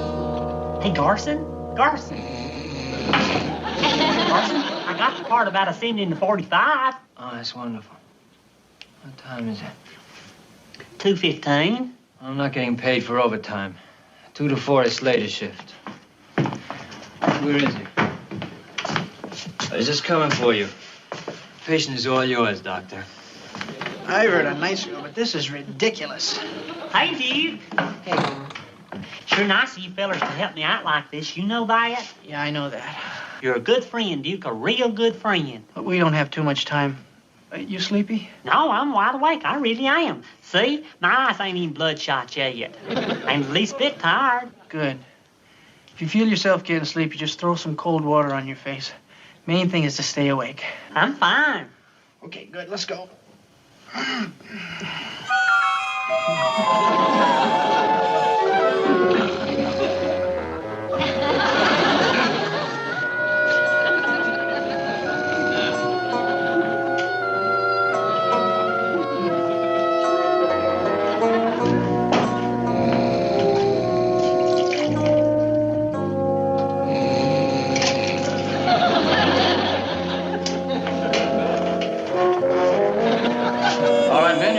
Books are there on your desk, but I don't want you to open them until I tell you to. Now, you've got 1 hour, 60 minutes to complete this test. If any of you finish early, hand in your books and leave the room quietly because other men around you may be still working.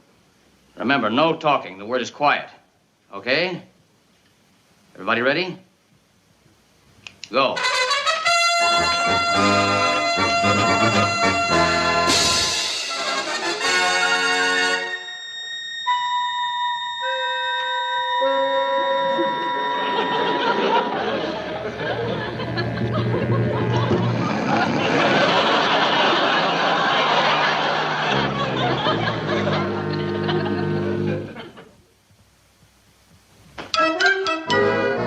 guess you heard what happened to Pyle at the PFC test. Yeah, I guess you did. He fell asleep. Right in the middle of the test, he fell asleep. That yo-yo? Well, let me tell you something. I'm not going to let him spoil my trip. I'm going to Hawaii, and I'm going to have fun. Do you hear me? Fun, fun, fun. I'm going to enjoy. Sorry. But aren't you packing kind of early? I'm in a hurry. When Friday morning gets here, I go. The sooner I get away from Pyle, the happier I'll be. I've got to get this press and pick up some stuff at the PX. You got my travel orders typed up yet? I was going to do it this morning, Sarge. Well, get moving. I want them on the colonel's desk ready for his signature right away. Okay, Sarge. Fell asleep. He fell asleep.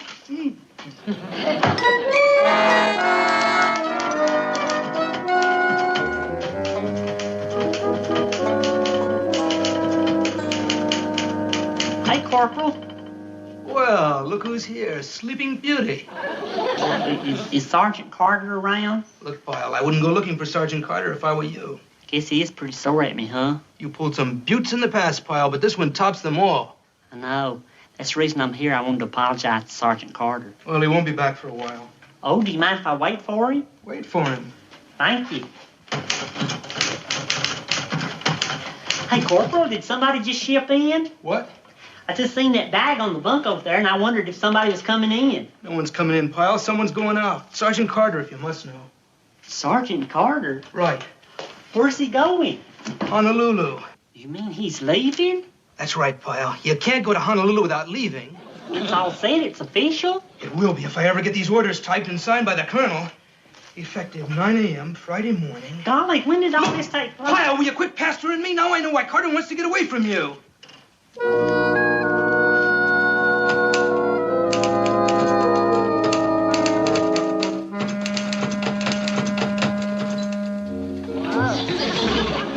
Ought to wear sunglasses all the time. You look kind of glamorous. Oh, are you glamorous? Vince, you're a glamorous animal. Come on.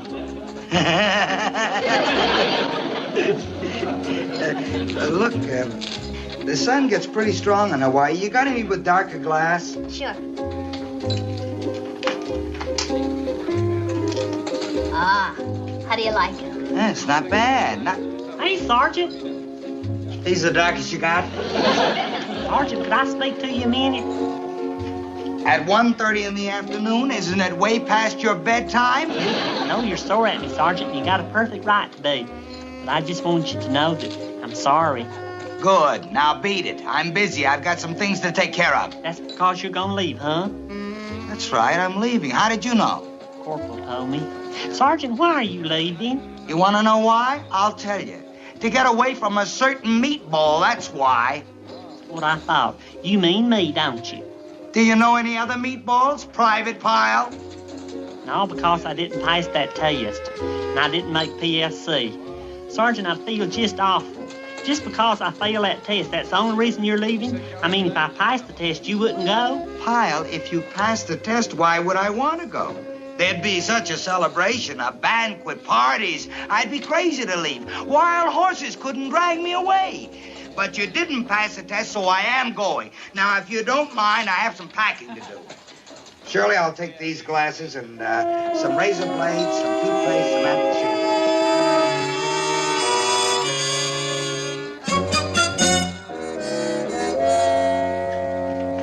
Let me understand.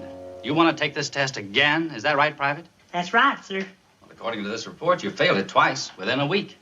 Yes, sir, I know. I can't imagine why you should have so much trouble. I should think the second time you took it, you should have been able to pass it with your eyes closed. Oh, no, sir, that don't work. Well, we want to see our men try to advance themselves, so it shouldn't be too difficult to arrange another test for you. We'll notify you, probably in about a month. A month? Oh, no, sir, not a month. I can't wait that long. I got to take the test tomorrow. That is with the lieutenant's permission, sir. Well, what's a rush, Private? You think you're going to get the same questions you had yesterday? Oh, no. We keep changing the test, you know. The next one you get will be entirely different. I don't care. I'll take them all, but I just got to take it tomorrow. Well, this is a bit irregular. Please, it's very important. Please, sir. There's a group from A Company scheduled to take the test tomorrow. You can sit with them. Thank you. I really appreciate it, sir. I really appreciate it.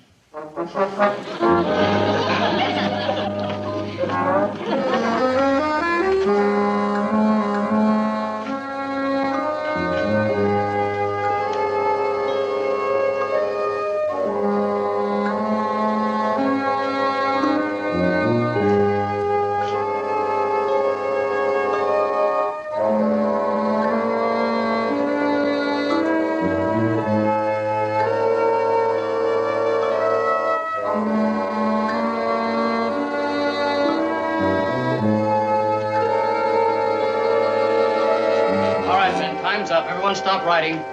Check to see if your names are clearly written on all your papers. Leave them there on your desk and return to your company area.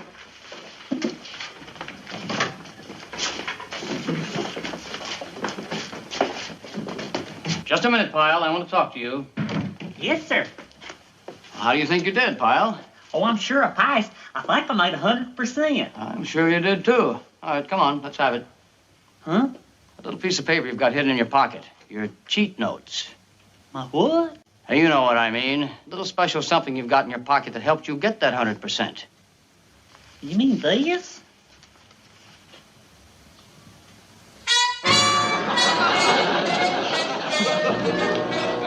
Really not a very good picture of him. Sergeant Carter? This is what helped you pass your test? He's the reason I got interested in taking the test and passing it. Well, what's that, Sarge? You said it. In 45 minutes, I'll be on my way to paradise. Now, remember, for the next 10 days, you're in charge of the platoon. Keep them on the ball. You can count on me. Good. Well, I guess that's about it. My travel orders, you got them? Huh? I don't have them. What do you mean you don't have them? You said the colonel sent them over yesterday all signed. He did. I put them right there on the desk. I thought you took them. Huh?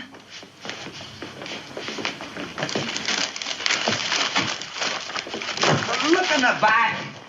Go through the lockers everywhere.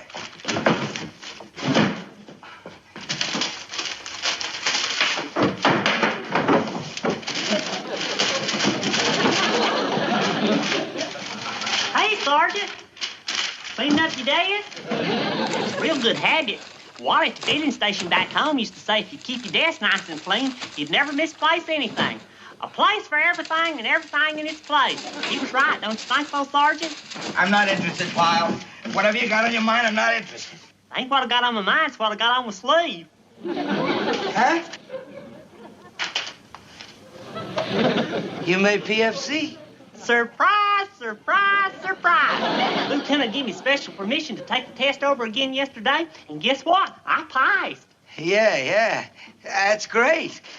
I not only passed, Sergeant, but I made 100%. Yeah. Congratulations. But the best part of it is now you won't have to leave. Huh? Yeah. That's what you said, remember? If I made PFC, you wouldn't have to leave. Huh? Well, I didn't want to see you transfer out to High Warrior. Transfer? What are you talking about? Wasn't you going to transfer to High Warrior?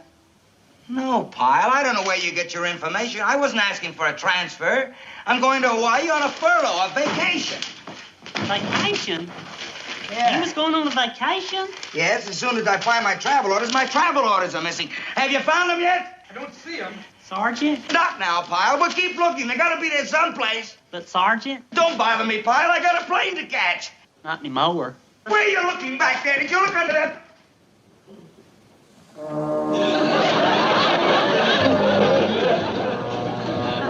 I haven't got a plane to catch. See, I thought you was leaving for good because I couldn't make PFC. And in the PX, you said if I did make PFC, then you didn't have to go. Yeah?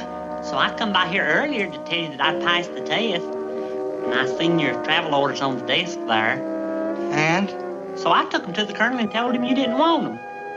I'd go right back over there and get them, except he tore them up while I was standing there, little bitty pieces. So it was just a little old vacation. You wasn't going to transfer out at all. But what difference as long as I made PFC? Ain't that right, Sergeant? And I did make PFC. Hold me. Hold me. You are surprised, I can tell. Surprise, surprise, surprise.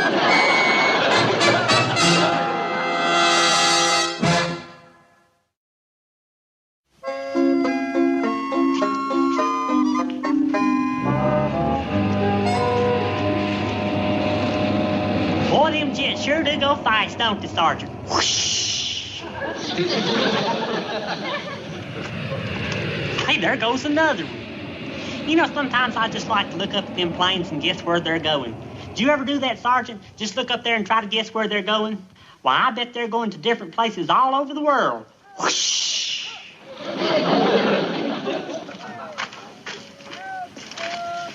Now, there's what I call a clean window. Must be this new cleaning rag I got. It's really a shirt.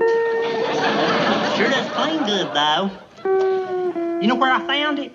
In the garbage? That's right. How'd you know? I guessed. Well, to be perfectly honest, can't blame anybody for throwing it out. Now, where in the world would anybody wear a shirt like this? I wouldn't know, Pyle. I wouldn't know.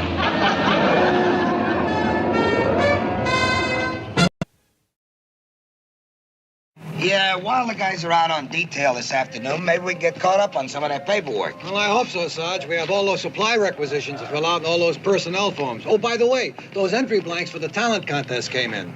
What talent contest? Haven't you heard?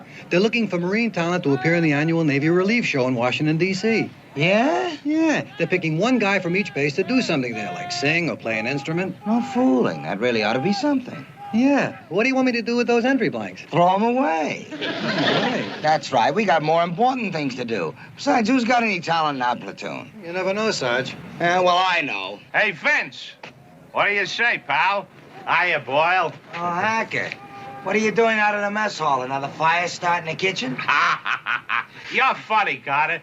You know, with your sense of humor, you ought to be in the talent contest. I bet you would have done pretty well, too. Except we already know who the winner is, so you don't have to bother. Have I piqued your curiosity? Not particularly. Good. Then I'll introduce you. This is Private Brian Jones. He's a new replacement. Nice to meet you, Sergeant. Corporal? Yeah, Jones here is going to be representing our platoon in the talent contest. That is, he'll be representing our base in the talent contest. So? So? Aren't you going to ask what he does? Tell him what you do, Jones. Well, actually, I do a little singing. Yeah. That's what he does, a little singing. Lay a little on him. Out here, sir? Yeah, go ahead. That's enough. Save the rest for the audition. And Washington. Hey, Hacker. Yes? I don't get it. Why are you making such a big deal out of a talent contest? Well, someone from our base is going to be sent to Washington. So I thought how nice it would be if that someone just happened to be from my platoon. And how did you just happen to come up with Jones here? Well, I needed a replacement for the mess hall, so I went over to the replacement pool, conducted a few interviews, and when I found out that Jones here was a graduate of a conservatory of music, I knew he was just right for my kitchen. See you, Vince. Big deal. Talent contest, Washington, D.C. Boy, some guys. Well, don't put it down, Sarge. You know Hacker. He's always looking to be one up with the colonel. What? Well, the guy representing the base comes from his platoon. And when he's introduced in Washington, they'll probably say Private Jones from C Company, Camp Henderson. And they might even mention Hacker's name. And they might not. Well, here go the entry blanks. What are you doing, Boyle? Throwing them away, like you said.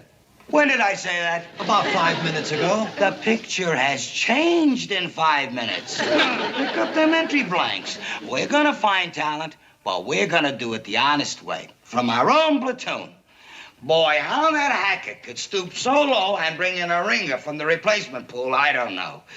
You'd think he'd at least have the decency to pick a man from his own platoon. But not Hacker. Oh, no. He's got to do it the sneaky, underhanded way. Go to the replacement pool. But, Sarge, what if we don't find any talent in our platoon? Then we'll go to the replacement pool. Now, I'm sure you guys recognize this as a golden opportunity for one of you to go to Washington and bring honor not only to your platoon, but to the entire Marine Corps. Now, I've never asked any of you guys if you got any talent, but I'm sure that some of you do. And that's what I'm looking for. But I only want the top talent. So if you're rotten, forget it. Now, who wants to audition first? Anybody? Come on, guys, let's not be bashful. Look, I'll take back what I said just now. If you think you're rotten, step forward anyway. Let me be the judge. Yeah, Hummel, what do you do? I play the clarinet. You do? And he plays real nice, too, Sergeant. Then why were you holding back? Go get your clarinet. Let's hear you. Okay. Any guys hear him play? Is he any good? Oh, I've heard him lots of times, Sergeant. He's real good. Just wait till you hear him. No kidding. Yeah, you ready, Hummel?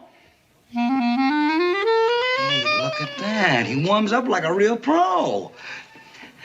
All right, Hummel. Whenever you're ready.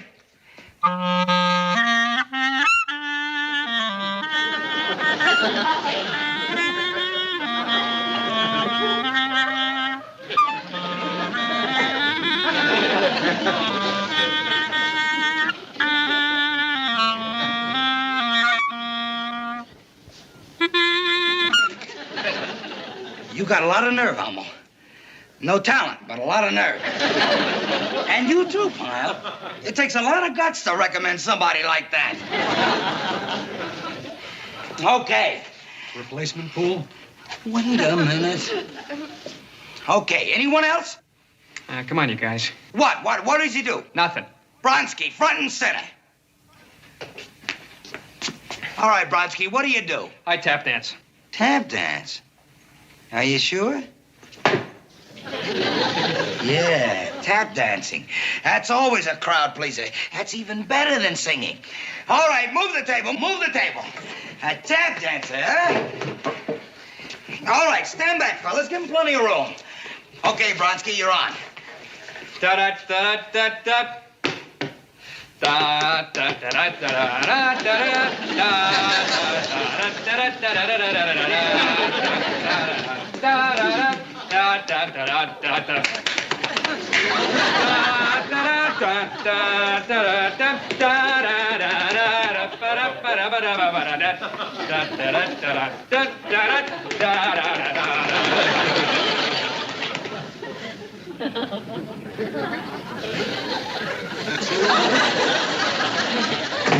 Move the table back. Move the table back.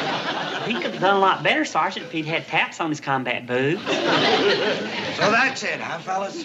That's the talent? If you don't mind my saying so, Sergeant, there's one man in this platoon who has real talent, and he hasn't even been suggested. Yeah, who's that? Pyle? Come on, let's go to the replacement pool. Wait, Sarge, you've heard him. He's not bad. Well, are you out of your mind? Pyle in a contest to go to Washington? Sarge, he sings good. Listen to him. Okay. All right, Pyle, let's hear it. Sergeant, I'm not good enough for a contest. I know, Pyle, but let's hear you anyway. But, Sergeant, I'm not a professional singer. I could never get up on that stage in front of people. Sing, Pyle. But, Sergeant, I just... Pyle, sing, and that's an order. Just a twilight when the lights are low and the flickering shadows softly come and go. Still the heart be weary, sad the day but long. Still to us at twilight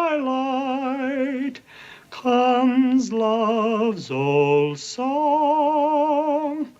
Comes love's old sweet song. Huh?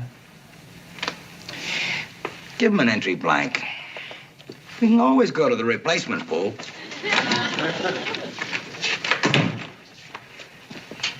Qual più il malvento, la la la la la, e di pensiero, la la la la la la, qual più il malvento, miuta l'accento,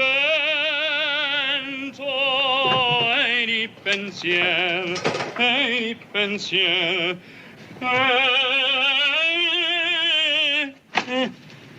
Hi, can I help you with something? Oh, well, please don't stop singing. I didn't mean to interrupt you. That's okay. It's just music to unload vegetables by. That's opera, ain't it? I noticed your Adam's apple popping up and down. That's how I could tell it's opera. Well, it's a pleasure to meet a fellow music lover. My name's Brian. Brian Jones. Well, I'm Gomer Pyle, and this is a real honor. I mean, shaking hands with a voice like that. Thanks again. You're a professional singer for sure, aren't you? Not really. I used to teach singing as a civilian. Really? You mean you taught voice? Well, I sure could use a few lessons. Oh, yeah? Well, my sergeant just entered me in this contest to go to Washington and... I know. I'm signed up for it, too. You are? Well, I might as well give up now. Don't be so modest, Gomer. You're probably pretty good if your sergeant picked you. Oh, no. I have to tell you, my voice is more for singing along than listening to. Well, let's find out. Is there a piano around here? Well, yeah, over at the rec hall, but you don't want to hear me. You heard me. I think it's only fair if I hear you. From this valley they say you are going. I will miss your bright eyes and sweet smile. For they say you are taking the sunshine that has brightened my life for a while. Are you sure you never had any lessons? No, I just used to sing around a filling station back home in Mayberry. Really could get some good sounds from down there in the grease pit. You're like a musician who can't read music, but who plays great. And you've got a lot more lung power than you think. I do? Try this for me. La, la, la, la. La, la, la, la. But give it full voice. La, la, la, la. Now bring it up from your diaphragm. My what? Diaphragm, from down here. La, la, la, la. Good. Try it again.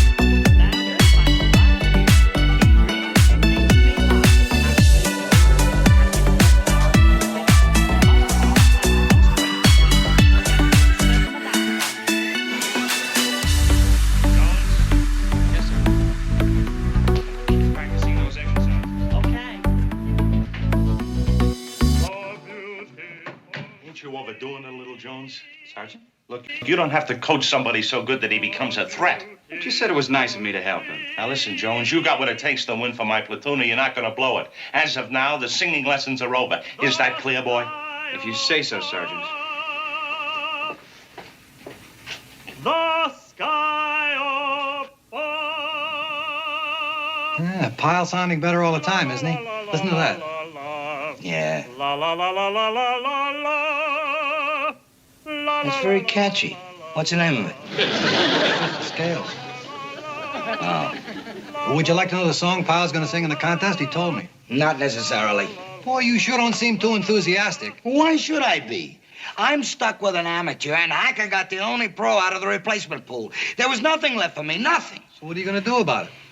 I'll tell you what I'd like to do. I'd like to play dirty, just like Hacker plays dirty. What are you going to do instead? What instead? I'm going to play dirty, just like Hacker plays dirty.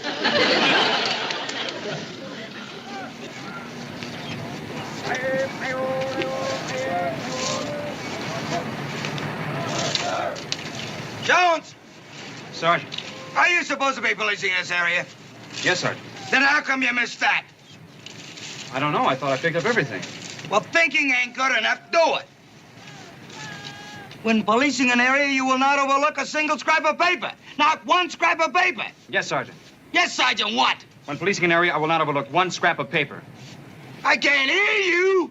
When policing an area, I will not overlook one scrap of paper. I still can't hear you. You will repeat it again and again until I do.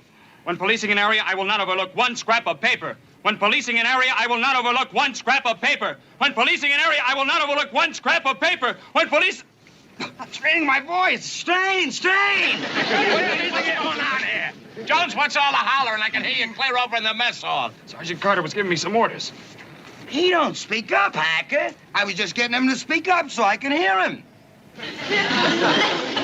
Now, Pyle, the last time you were on KP, you were on pots and pans. This time you're going to have it easy. You're going to work right here in the reefer room. Thanks, Sergeant Hacker. I really appreciate the promotion, but it's kind of chilly in here. Chilly? Well, as soon as you start moving this produce around, you work up a good sweat, you'll be warm in no time. Well, I sure hope so, because right now I'm broke out in goose pimples all over. Maybe I ought to go get a sweater. You know, maybe it is a little too nippy in here. I tell you what I'll do. On the way out, I'll adjust the temperature. Well, I sure thank you, Sergeant Hacker, and I think it'd be much healthier for the vegetables, too.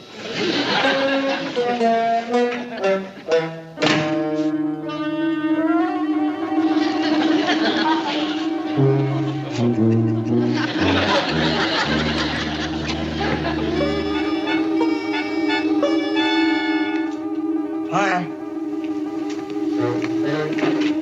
Pyle? Where in the heck?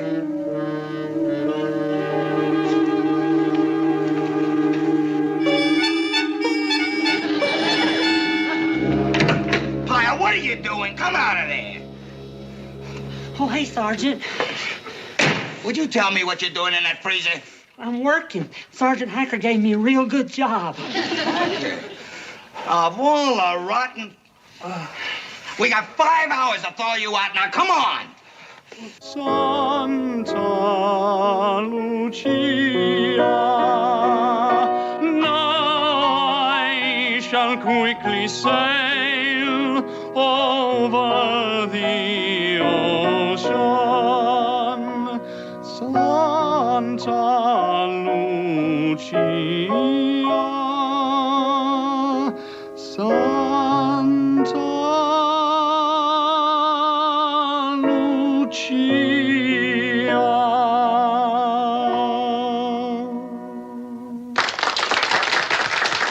What do you think you're doing? He's your competition. That was beautiful, Private Jones. A fine job. Thank you, sir. That was just thrilling, Brian. It just sent shivers up and down my spine. Thanks, Gomer. Yeah, great. They'll love you in Washington. The next contestant is from Company B, Private Gomer Pyle. Just do the best you can, Pyle. Maybe you'll get a consolation prize. They'll send you to Pasadena. I'll do my best, Sergeant.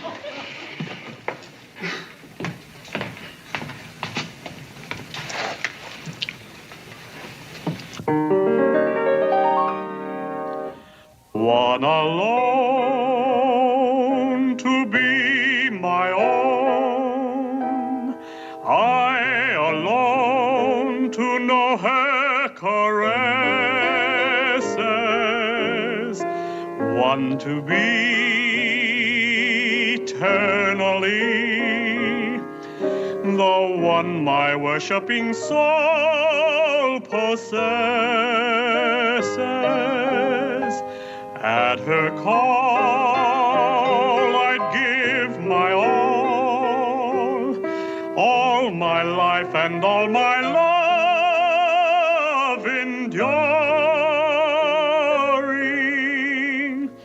This would be a magic world to me if she were mine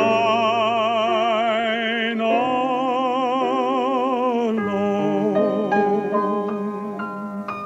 At her call, I'd give my all my life and all my love enduring. This would be a magic world to me if she were mine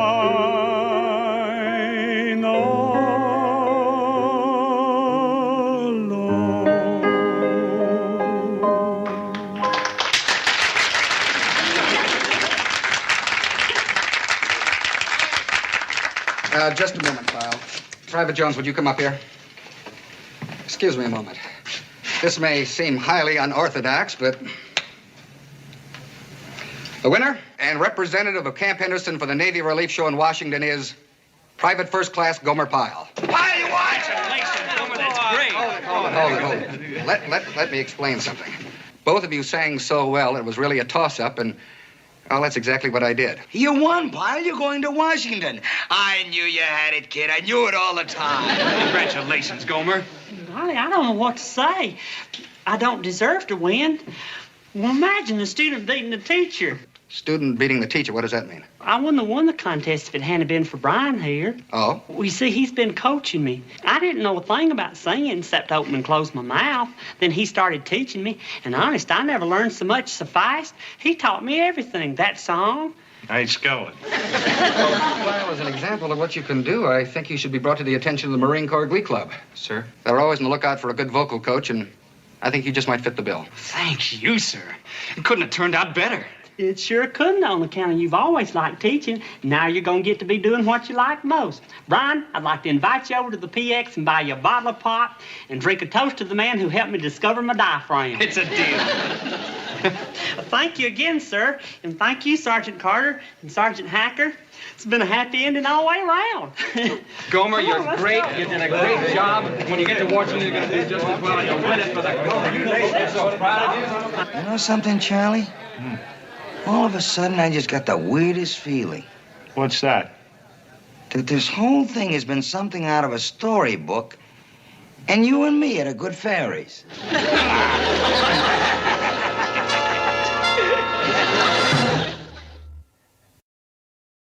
You notice how I played it, Boyle? I played it real cool. I never said he was good, and I never said he was bad. Well, that's true, Sarge. You see, if I said he was bad, he would have got discouraged. If I said he was good, he would have got cocky. So I played it neutral, and it worked. Right, Sarge. Yeah.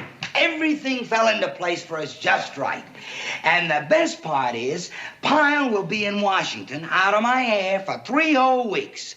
21 solid days of peace and quiet.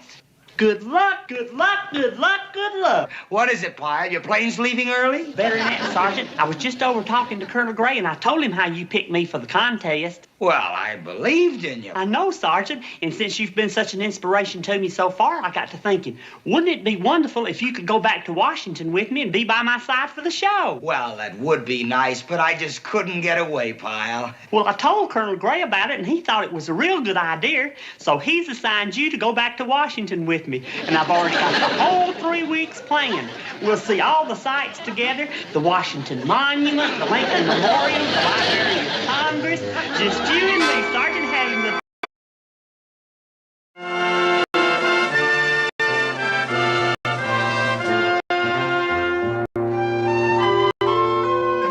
Did you enjoy your breakfast, sir? Yes, ma'am. It was real nice of you to ask. ask. Real nice. Everything was fine, just fine. Oh, miss, Yes? I believe my hotcakes are ready. I would like them before rigor mortis sets in. No, thank you. Is there anything else I can get for you? Oh, no, thank you, ma'am. Hi, Pyle.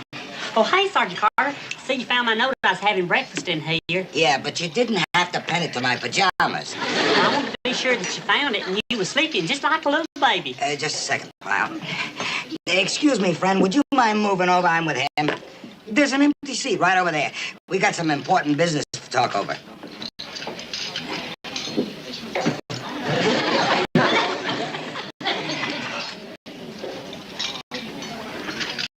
Since you have my place, you might as well have my breakfast. Golly, Sergeant. That poor feller, maybe I better go after him and tell him he can have my seat. Just an excitable civilian. They haven't learned to stand around the way we have. Anyway, we got more important things to worry about. Now, listen, Pyle. Tonight is it. This Navy relief show is the payoff for our whole Washington trip. You gotta be great. Well, I'll do my best, Sergeant. Okay. And one more thing. I don't want you to get nervous or excited, but do you know who's coming down to produce the show? And he's going to be at rehearsals this morning? Dan Merrill. Well, that don't make me the least bit nervous. It don't? No, sir, I never heard of him. Dan Merrill is the big Broadway producer. He's got more hits than I got stripes. And temperamental? He's fired actors just for looking at him the wrong way. Oh, all right. Hello, room service. I'd like to order breakfast in my room. That's right, 4:15. Mr. Dan Merrill. Why don't we come on back to the room, Sergeant? Should we be getting on over to Constitution Hall? We got a little time, Pyle, so first we'll have a private rehearsal. Private rehearsal? What for? Pyle, the only reason they sent me to Washington with you is to make sure you do all right. Now, if you look good in front of Merrill, I'll look good. If you look bad, I look bad. And I got news for you, Pyle. You ain't gonna make me look bad. I'd never do that, Sergeant. Okay, now let's hear how you do your song. Take it from the top. From the top? Pyle, that's showbiz talk. It means start it from the beginning. Well, all right, Sergeant, but I'm still a little worried about that song. Do you think Only a Rose is all right for an audience of Navy and Marine men? They love it. It was my father's favorite song, and he was a Marine. Marines are sentimental. Somebody didn't like it, he'd punch him in the mouth. I guess you know best, Sergeant. Sure. Now, let's see how you do the song from the beginning. From the top. Yeah, from the top. Look, you go in there and come out when I give you an introduction. I want to check what kind of entrance you make. All right. And now, ladies and gentlemen, it is my privilege and pleasure to bring you the pride of the Marines, Sergeant Carter's own personal protege, Gomer Pyle. The door's stuck, Sergeant.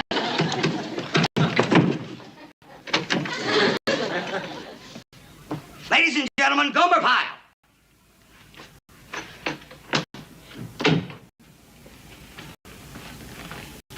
Hold it! What kind of entrance is that?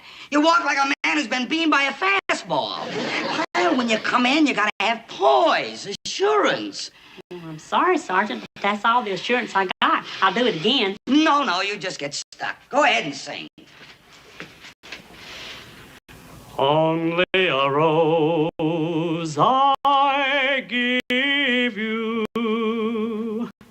only a song dying away, only a smile to keep in memory. Hold it.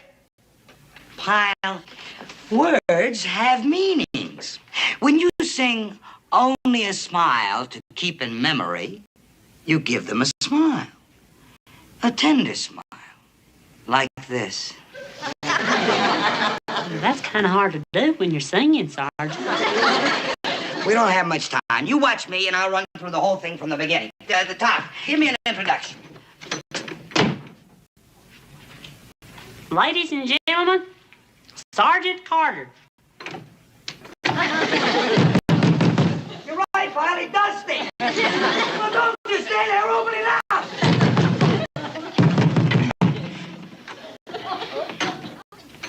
up. Ladies and gentlemen, Sergeant Carter.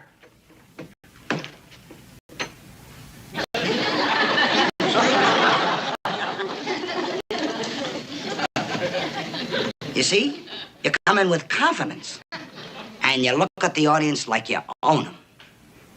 Then, when there's complete silence, you turn and give a little nod to the piano player. And then,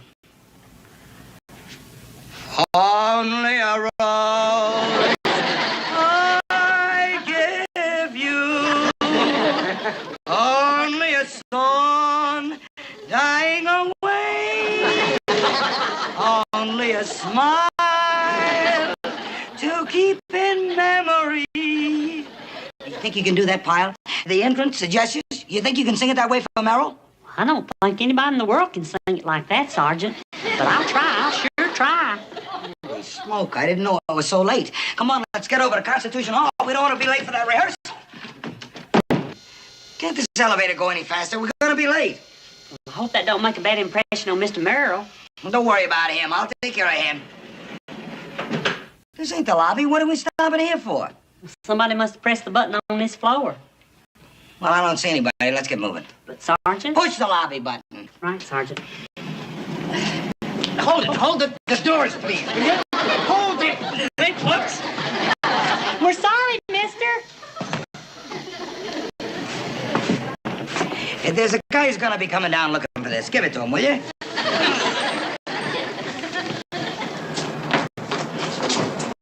I'm sorry, sir, but this cab's reserved. Sure, they're always reserved. Buddy, we're in a big hurry. We got an important rehearsal. Now, come on, get in.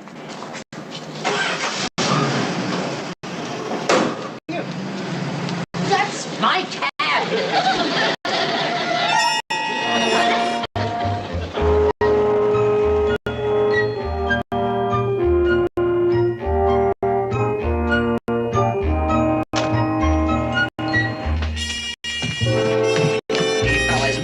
Come in yet? No, not yet. What a relief. We're in the clear, Pyle. No sweat, no trouble. What's the lucky thing we got that taxi? What luck? I grabbed it, didn't I? You'd probably still be stuck at the hotel if it wasn't for me. You're right, Sergeant. Yes, sir? I'm Dan Merrill. Oh, good morning, Mr. Merrill. I have some telephone messages for you, sir. Oh, good. Thank you. Fellas, that's Mr. Merrill over there. Come on, let's introduce ourselves. But, Sergeant... Come on. Pyle, it's another thing you gotta learn about show business. You can't be bashful. You can't hang back. You gotta make friends right off. Mr. Merrill? Oh, it's you two. Laurel and Hardy. Well, what are you doing here? Planning to booby-trap the theater? Well, this is Gomer Pyle. He's going to sing on the show, and I'm Sergeant Carter. I'm sort of his personal manager. We're real sorry about what happened at the hotel, Mr. Merrill. We didn't mean any harm. That's right. It was all a bunch of mistakes. Like they say, forgive and forget. Yeah. If you'll excuse me, we have a rehearsal. That's right. The show must go on. Did you just make that up? Did you, Sergeant? Well, now, who's next? Private First Class Gomer Pyle.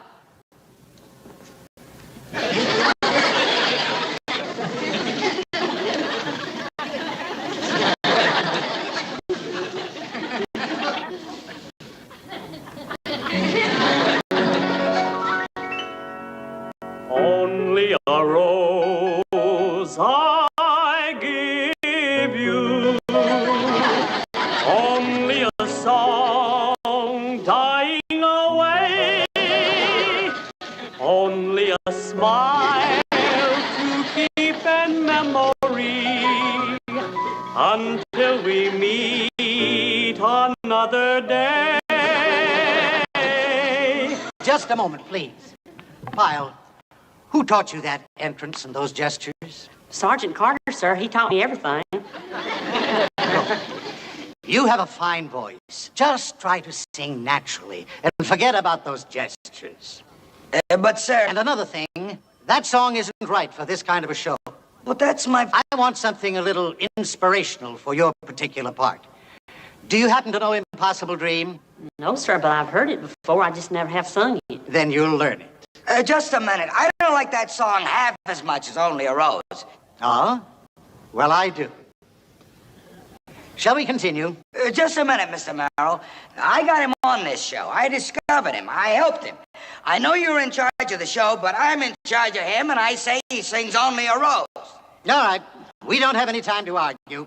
The next act, please.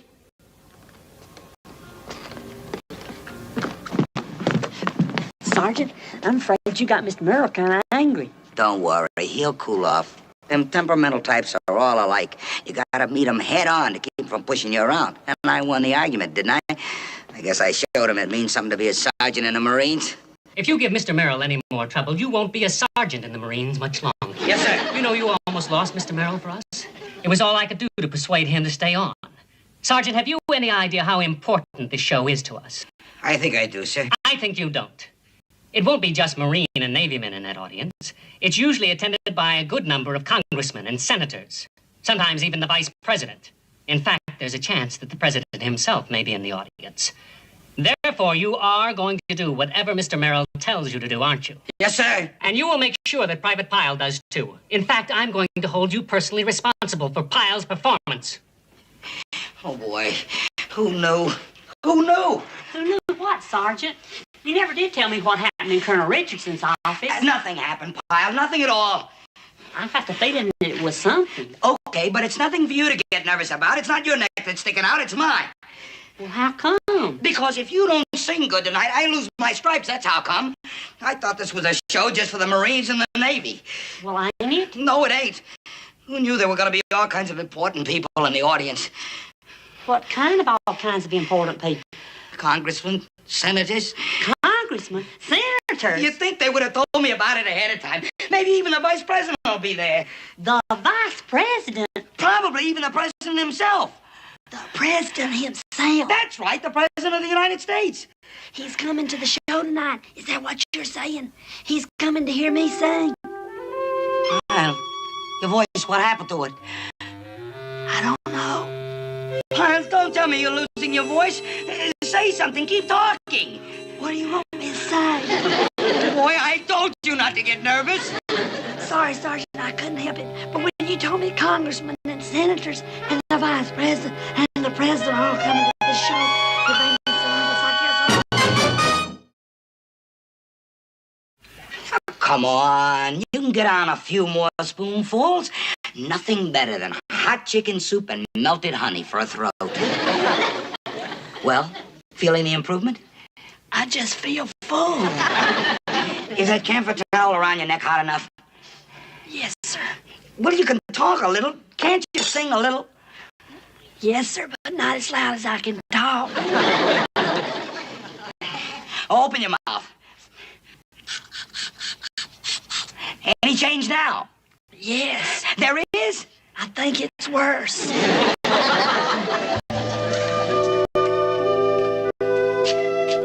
Look, Pyle, I got a great idea. Pretend the show is over. We're not going in, we're going out. But this way. You see, you're on your way home. There's no more show to worry about. But, Sergeant, it ain't no use. Okay, I give up. It's almost showtime. What'd I tell Merrill? Tell him the truth. Tell him it was all my fault.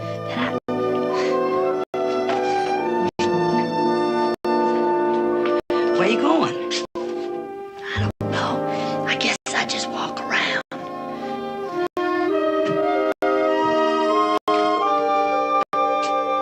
But how could you wait until 10 minutes before curtain time to tell me he's lost his voice?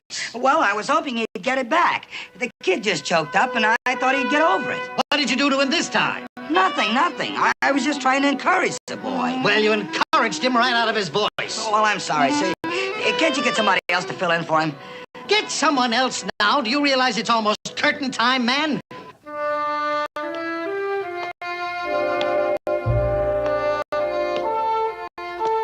Something wrong, Marine? Yes, sir. Hey, you better get to bed, boy. Sounds like you got a bad cold. It ain't a cold. Oh? Then what is it? It's a long story. Well, I got lots of time. What's the matter? Well, it was this big Navy relief show tonight. And that's the whole story. I got so scared I lost my voice and I can't sing a note. You know something, friend? When I sat down here, it was because I felt sorry for you. But I'm not anymore. I'm really not. The ones I feel sorry for are the people who are counting on you. Sergeant Carter, the audience. They're the ones you're letting down. But I can't help it. I'm frightened. Frightened? Right now, it's the biggest thing in my life. Well, maybe so, but I can't sympathize with you too much. Now, you take him there. He had a lot more to worry about than facing an audience. He had great decisions to make, and he must have been frightened and unsure of himself many a time. But he didn't let it stop him from doing what he had to do. But he was a great man. And I'm no hero. You know what I figure a hero is? It's a man doing the job he has to do the best he knows how. You think about that.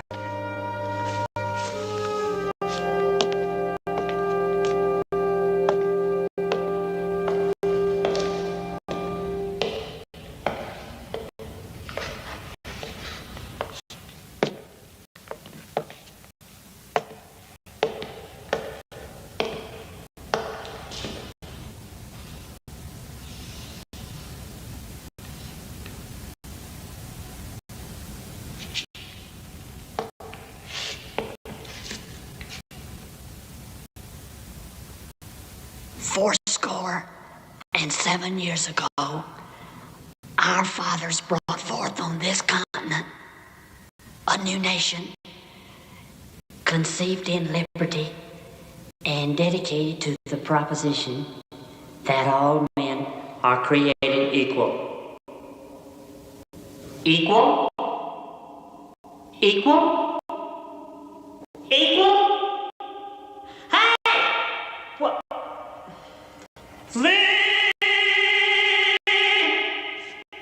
Shazam!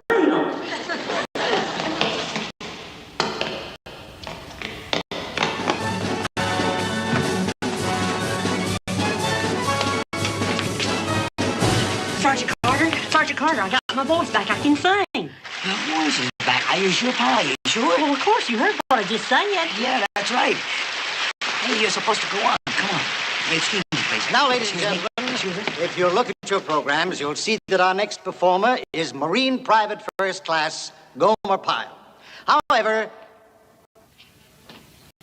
and so, ladies and gentlemen, I am proud to present Marine Private First Class Gomer Pyle.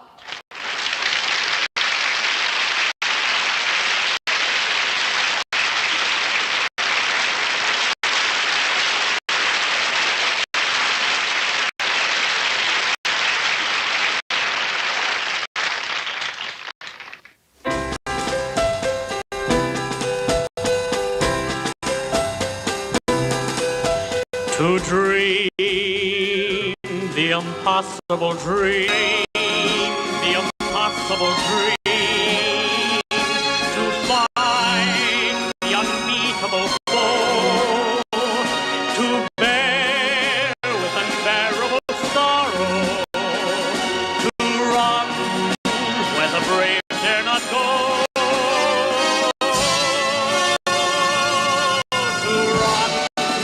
Where the brave dare not go, though the road be forever too high, to try, though your wayward and weary, to reach the unreachable star,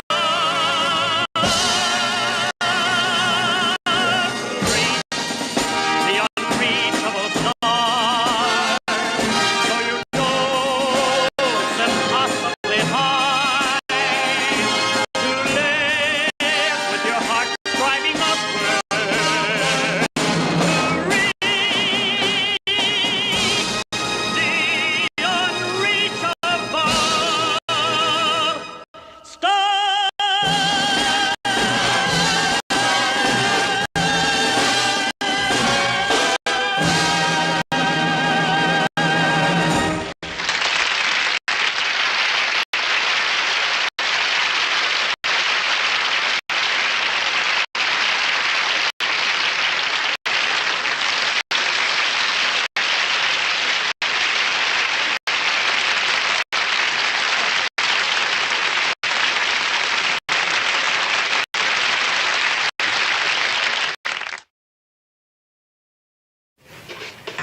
about that? How about it? How about what? He was there after all. Who was there? The president himself. It says right here that he and the first lady attended the show. Well, how about that? Doesn't make you nervous now? No, it don't make me nervous a bit.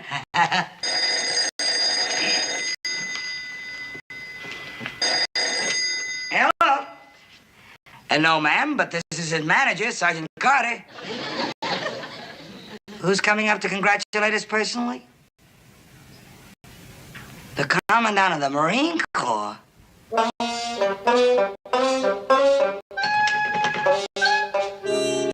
the matter, Sergeant? What's the matter? The Commandant is coming here. The whole Marine Corps is coming up here to congratulate us. Can you believe it?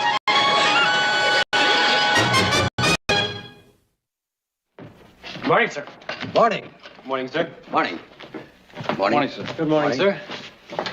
I asked you men to drop in because I have a little favor to ask of you. It's about this little dance on Saturday night for the enlisted men. Yes, sir. I think you all know my daughter, don't you? Of course, sir.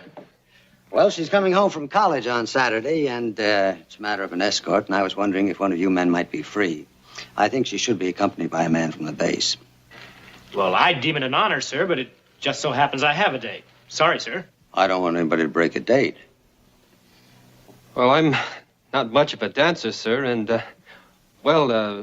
it might be a little dull for her. I understand.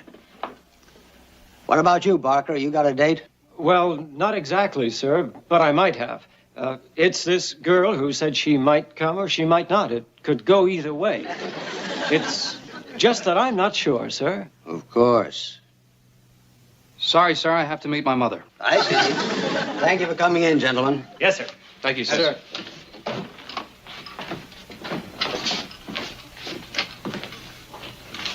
Well, sir, which one is it going to be? None of them could make it. And I think I know the reason why. Nobody wants to get saddled with the boss's daughter.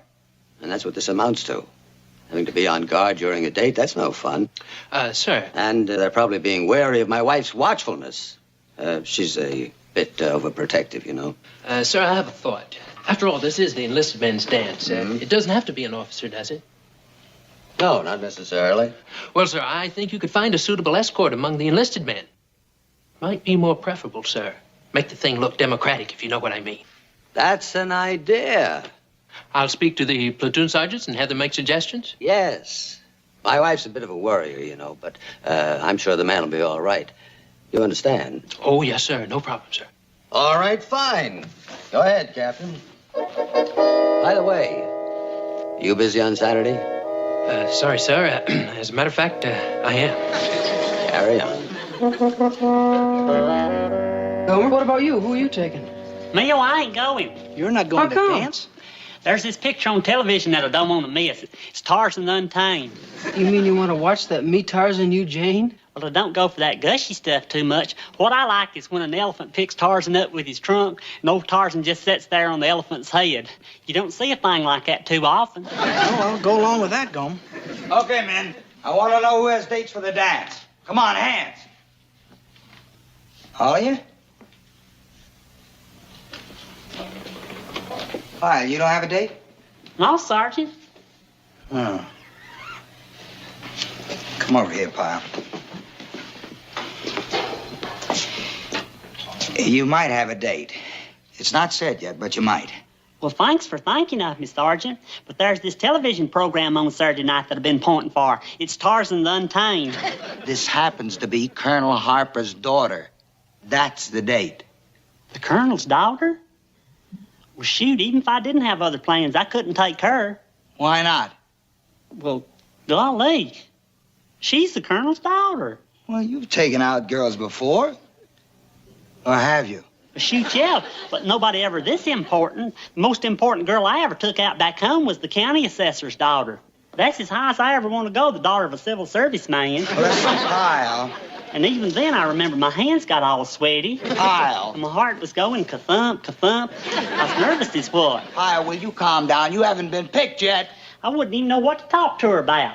At least with the county assessor's daughter, I was able to keep up a running chatter on assessments. Now, that can be a real meaty subject. Pyle, you're the only one who doesn't have a date, so I'm submitting your name. Each company's sending in a name to the colonel so they can pick the best man for the job. They're probably looking for somebody who is a nice dancer, a good talker, a smart companion. You don't have a thing to worry about. I'm praying. Sergeant, do you know anything at all about her? She's the colonel's daughter.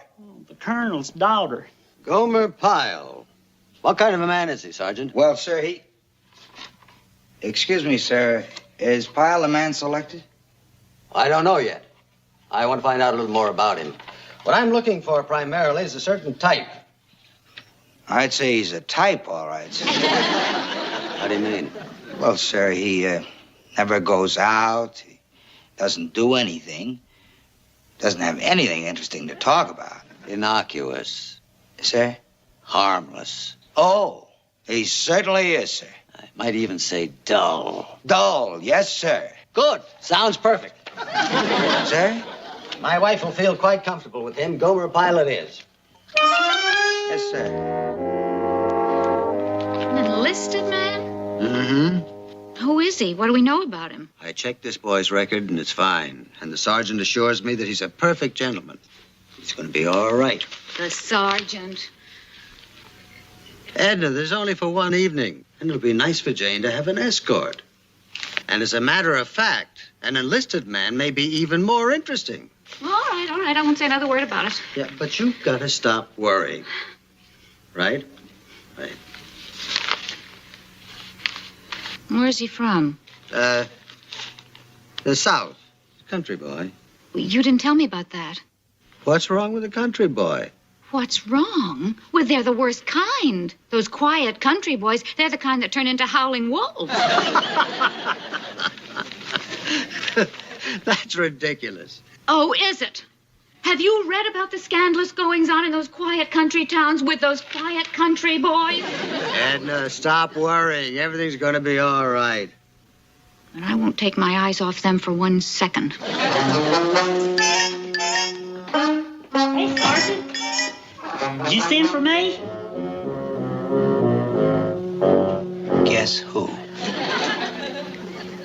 I knew it. I just knew it. I had the feeling right from the beginning it was going to be me. There was something just in the pit of my stomach. I knew it. I knew it was going to be me. Now, Pyle, take it easy. Take it easy. After all, I got more at stake than you have. I was the one that sent in your name. The colonel's depending on me. Well, what'll I do? She's the colonel's daughter. Well, and you heck, just I don't take know her what to the say dance. her. Just be careful what you say and how you act. Well, I'll be careful, all right. But what'll we talk about? What'll I say to her? You can talk about anything. Just be careful what you say. Oh, I just can't get over the idea of her being the colonel's daughter. She's going to be disappointed in me. Pyle. We come from two different worlds, is what, Sergeant? What are you talking about? Well, I'm just plain country folks, and shoot, she comes from one of them homes that's got fruit and flowers all over the place, and there ain't even nobody sick. Look, Pyle, you don't have to marry the girl. I know, Sergeant, but why'd they have to pick me? Of all the guys on the base, why'd they have to pick me? Pyle, listen. Now, you were picked for this assignment. Why, I don't know, but you're going to take the colonel's daughter. Now, when you do, just don't say much. Don't do anything. Don't act silly. Don't talk. Don't even breathe. Just have a good time. I just wish this whole thing was over with already. Look at my hands. Look at them. Look at them sweat. And feel my heart. It's going ka-thump, ka-thump, ka-thump. Can't you lift this up closer to your neck? Well, that looks fine to me. Janie, good to have you home. Haven't had a chance to ask you how school is this semester. Oh, it's all right, I guess. What's the matter? Anything wrong? Oh, it's just that it's so dull. It's nice, but dull. Mother, can't I transfer to a co-ed school next semester? I'd be so much happier. I prefer you stay where you are. It's a perfectly fine school. Well, if it's dull and she wants to transfer, I don't see any harm.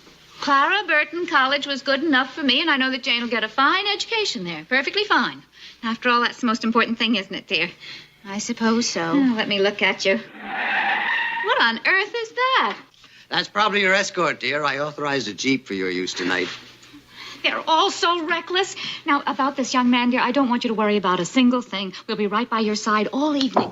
Yes, Mother. Good evening. Sir, Private Private Gomer Pyle reporting is ordered, sir. I wish you wouldn't put it that way. Hope you didn't mind the brake squeal, sir, but I wasn't sure what house you lived in and I didn't want to pass it by, so I had to mash down on the brakes. Well, come on in, Pyle. Thank you, sir. Yes, sir. Now, this is Mrs. Harper. How do, ma'am? And this is my daughter, Jane. Hey, Miss Jane. Well, brought you some flowers. Thank you. It was very thoughtful. I'll get a vase. Well, we've got a few minutes before we go. Shall we sit down? Please. Make yourself at home, Pyle. Yes, sir. Thank you, sir.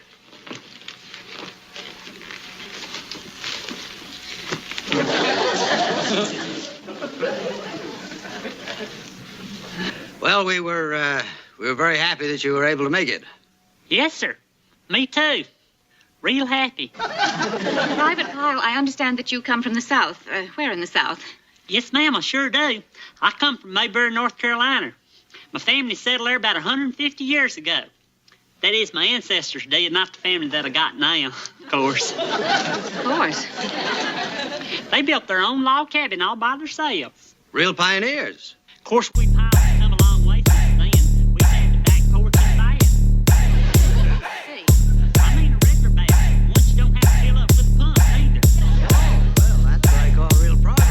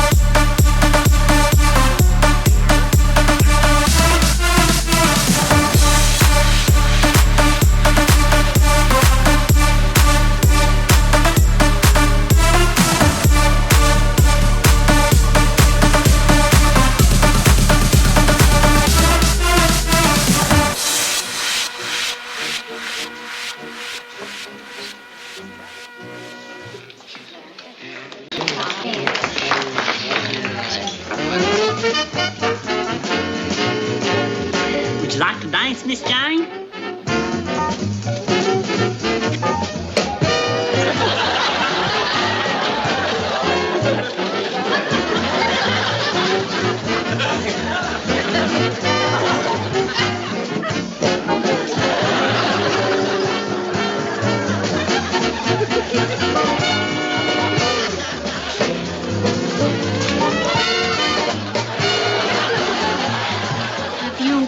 watching our country boy? Yes, he seems to be quite a dancer.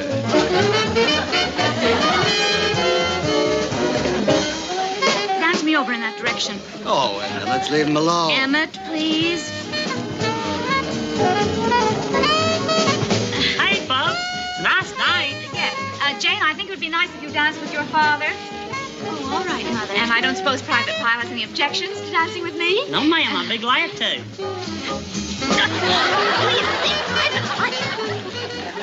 That's why we dance back home. Yes, well, I'd prefer that you dance a little slower. I want to have a word with you. Yes, ma'am. I just thought I'd better mention that my daughter is not used to too much excitement. I'm sorry. What happens when she dances too hard? Does she have a spell? Oh, of course not. It's just that I think you should dance slower and at a proper distance. Yes, ma'am. I guess I'm just used to the girls back home.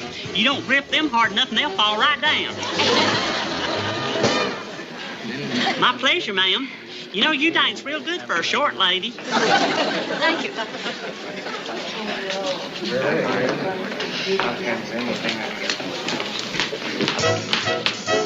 Hey, Miss Jane. Hello. Would you like to dance?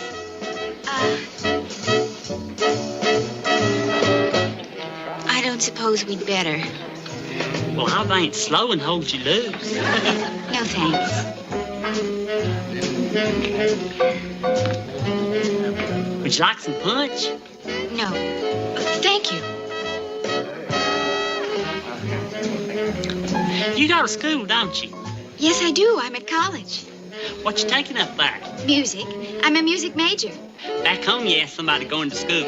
What you taking up? The teacher's time? That's a joke back home. I see. Did I ask you if you wanted some punch? You did. What'd you say? I said no, thank you. But I believe I will have some now. Okay, I'll be back in a jiffy. 2 punches, please. Pyle, Hey, Sergeant. you behaving yourself? You behaving yourself, Pyle? Yes, sir. She's nice. She's real nice. What do you mean nice? Remember, she's the colonel's daughter. Now, you behave yourself. Yes, sir. But she is a little on the quiet side. There ain't too much to talk about. What did you talk about?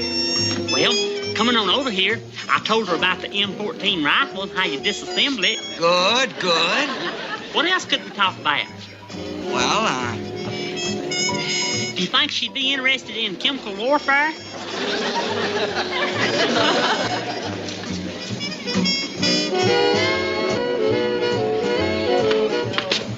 Here's your punch, Miss Jane. Thank you. Careful with them lemon seeds in there. You swallow one of them, you'll get appendicitis. Did you know that? Emmett, look. What? He just brought us some punch. Well, what of it? Emmett, what's in it? What? Grape juice and some lemons floating in it. I just had some. I know. And you know about spiking a drink. Oh, take it easy. Mrs. Harper, may I have this dance? Oh, all right. Emmett, will you keep an eye on things?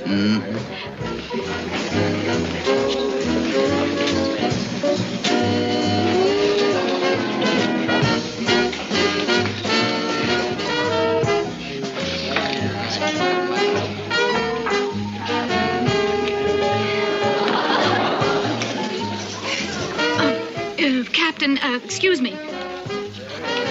Emmett, they're gone. What? Who's gone? Jane and that country boy, they're not here. Oh, excuse me. Thank you. You've probably just gone for a walk, dear. I want them found. Edna, take it easy. I insist.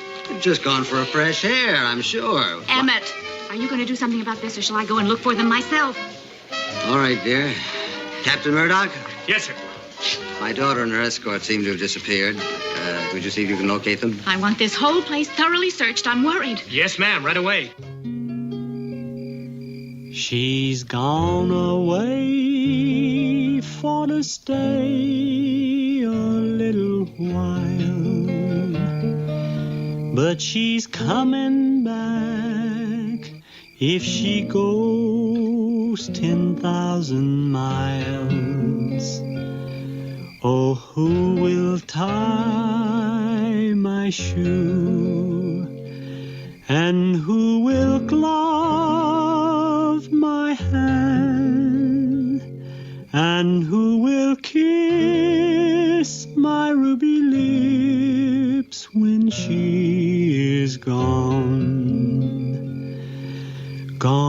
away, far away, over yonder.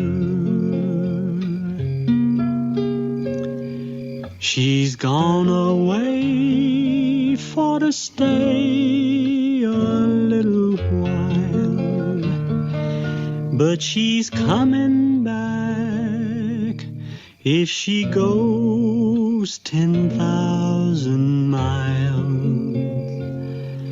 Oh, it's Pappy who'll tie my shoes, and Mammy who'll glove my hand, and you will kiss my ruby lips when she is gone, gone away,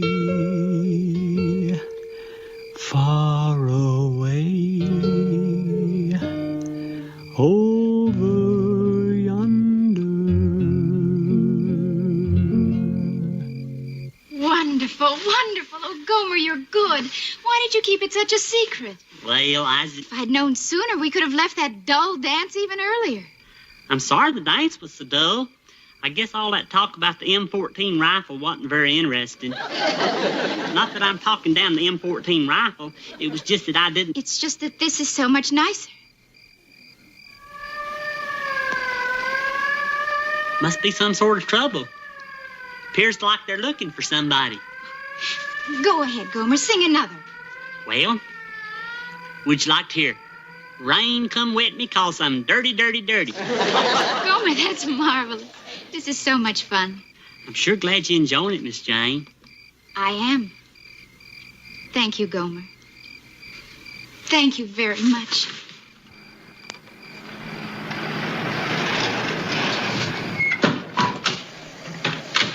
There. You saw that. You saw that, didn't you? Did you see that? Oh, Jane, I've been so worried. You can call off the search, Captain. Yes, sir. Jane, darling, are you all right? Oh, Mother. Take it easy, Edna. I just had a feeling it would end like this. I just knew it. Mother, if you'll just calm down for a minute. You don't understand. Jane, we'll take care of it. Jane. Now, young man, suppose you explain what made you think you could take liberties with our daughter. Well, it looked to me as if it was Jane who was doing the kissing. I think I know my daughter. Well? I sure am sorry, Miss Harper. It's a little late for that, Private, and it's not good enough. Emmett, I insist that he be punished. Oh, Edna. Daddy, don't. Don't you dare do a thing to him. I am the one who did the kissing. Now, Miss Jane. Jane! Yes, it's true, and I'm not ashamed of it. I kissed him because I wanted to, that's why. Jane, stop this. Yes, Mother, and I liked it. So much that I think I'll kiss him again. And again. And again. And again. And again. Excuse me, ma'am. Sir, while all this is going on, do I have your permission to stand at ease?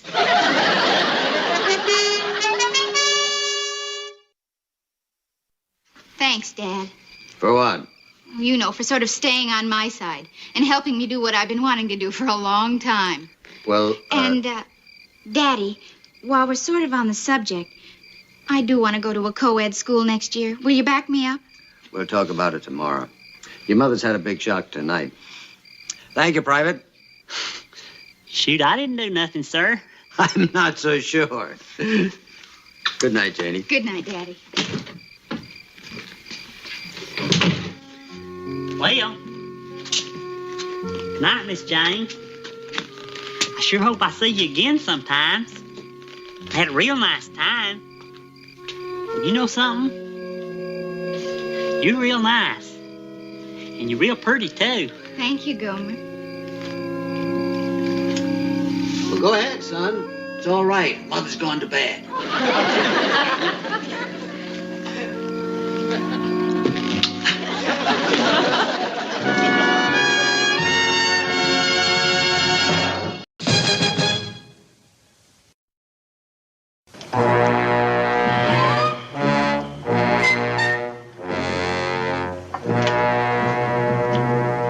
This past week, Pyle, you've outdone yourself. This past week, you won the booby prize. Congratulations. but it's not going to continue. Do you understand, Pyle? I have had it with you. I've had it up to here with you being late for roll call. I've had it up to here with you not having your shoes shined. I've had it up to here with you forgetting your gas mask during drill. I held my breath, Sergeant. I've had it up to here with you not having your pants pressed. I've had it up to here with you being the last one out of the chow hall. Do you see where I am, Pyle? We still got a little ways to go, thank goodness. That's right, Pyle. I still have a little ways to go. But one more goof, and I'm up to here. And then, Pyle, you win the grand prize. The grand prize? That's right, Pyle. A transfer to the Aleutians with no return for 3 years. How would you like that, Pyle? Would you come along too, Sergeant? No, I would not come to. As a matter of fact, you'd probably be the only one there, Pyle. I would see to it. You get your thermal underwear, your sea rations, and there you are, all alone in the Aleutians. Alone? Alone. Just one more goof, Pyle, just one more goof. So I leave you with 2 little words. Watch it. Just watch it. Now, as you were. All right. Now, you people have 10 minutes to get ready for that hike. I don't mean 11 minutes. I don't mean 10 and a half minutes. I mean 10 minutes. Now, start getting your gear together. You hear, Pyle? That means you too. All right. Take hike. Dismissed.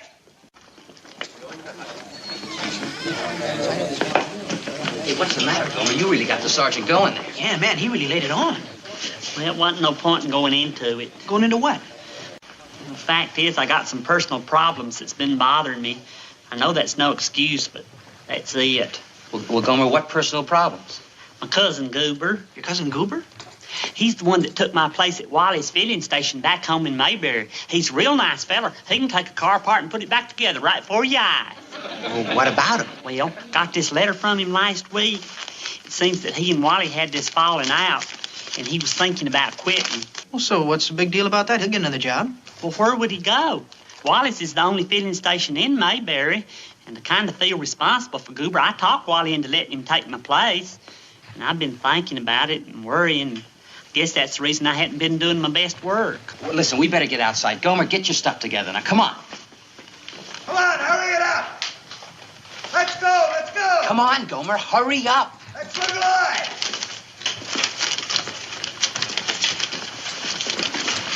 Come on, Gomer, you don't want to be late, pal. Yeah, you don't want to go to the Aleutians, do you?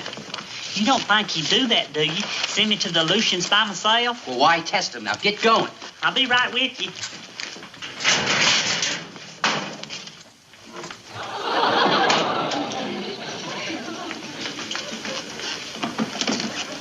Hey, Gomer, look who's here. For goodness sakes, Goober! For goodness sakes! Hey, cousin, boys, it's good to see you. Hey, Gomer, let me take a look at you. Why, you pretty as a catbird. I hardly knowed you. You must have grown an inch and you filled out. Woo-wee! What'd he say, cousin? How you making it? What are you doing here, Goober? Well, you got my letter, didn't you? Well, I done it. Quit Wally just like I said I would. Dropped my tools and just took off. Felt like taking a trip, so here I am. Hey, Goober, listen. Boy, this is a real nice place, ain't it? So this is a Marine Corps. Hey, what's that in there? All right, you people, move it. That's my locker. Listen, Goober, civilians ain't allowed back here. Hey, look at that, green and the blue. These yours, too? They're all mine, Goober. Listen. Oh, boy.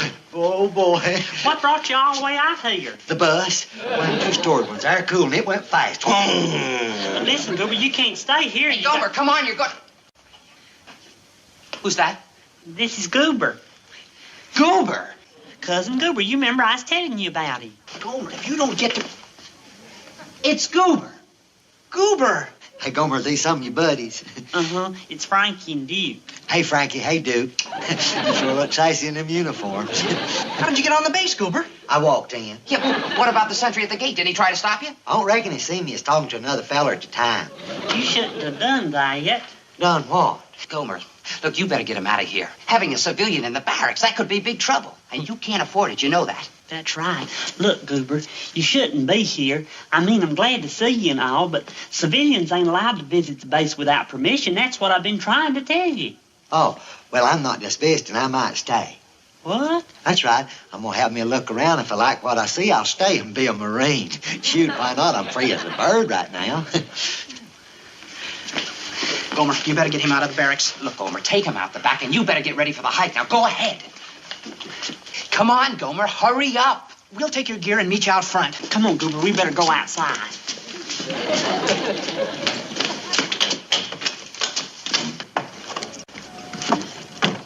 But, Goober, you must have got the wrong idea somewhere. You can't just try the Marines. Well, why not? That's the way I started with Wally. I had a 5-day trial period. Oh, my gosh, I got to go. Where? On the hike. Hike? Can I come too? No. As a matter of fact, you got to get off of this base. Now, look, the back gate is right over there. You go out and go into town and get you a room at the Hotel Agnes, and I'll come to see you later. Sure can't come on the hike. You're not going to have a picnic too, are you? Please, Goober, you got to do what I say. I got to go. I'll see you in town. Don't forget, the Hotel Agnes. It's real nice. They got a TV in the lobby. Bullet! Bullet! Bullet! Come on, move it! On the double! Left! Hey! Forward! Hut! Left! Left! Left! Left! Left!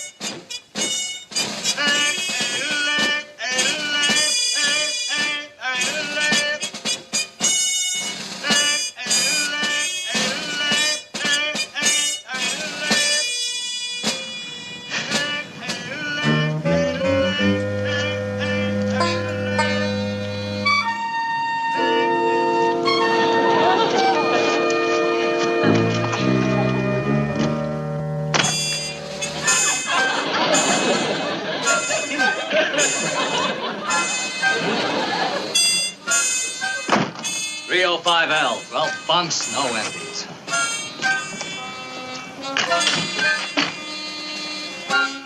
$22 bunks, no empties.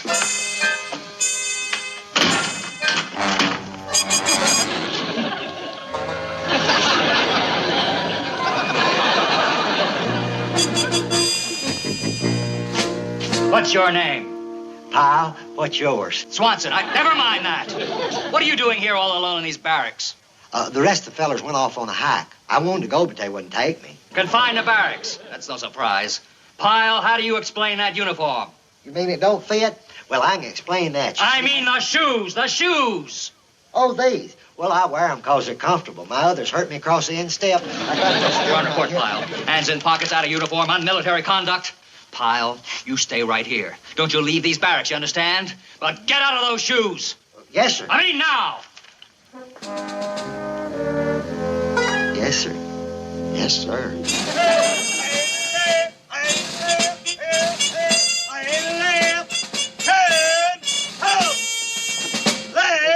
Hey! Yes, man!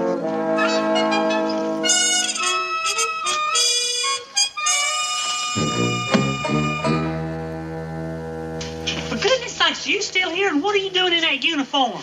Hey, Gomer, y'all think I'll make a good-looking Marine? From the halls of Montezuma to the shores of, what's the name of that other place?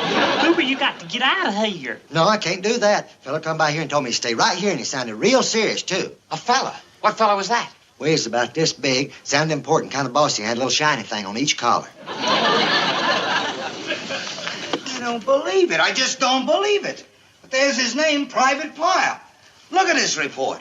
Hands in pockets, unmilitary conduct, wearing brown and white shoes.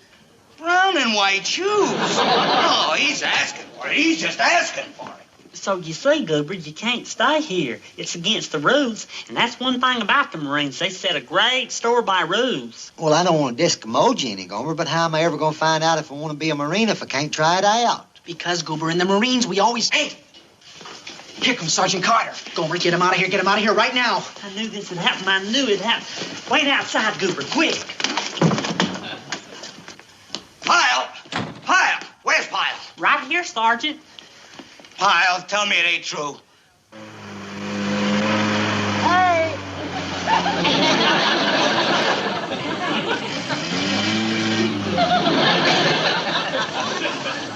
I took them off, just like you said. This is more than a simple case of misconduct. You know what I think, Smith? The psychiatrist? Pyle, how would you like to go for a little ride with us? You You mean in there in your Jeep? That's right. Well, that sure is nice of you. I always did want to ride one of them. Later on, you wouldn't think about letting me drive it, would you? Well, maybe. Maybe. Come on, get in. Do you know I can take one of these apart and put it back together again right before your eyes? Step on it, Smith. This time you have backed me to the wall. There's only one thing left for me to do now. I'm going to talk to the colonel. You might as well start packing because you are on borrowed time. Gomer, what's the matter with you? Why didn't you tell him about Goober? Well, I couldn't do that. Goober could get into awful trouble. More trouble than me, even. After all, he's just a civilian. Well, let's get him in here, get him in his civvies, and get him off the base. Come on. Goober? Goober? He's gone. Goober? Goober? Goober? Goober?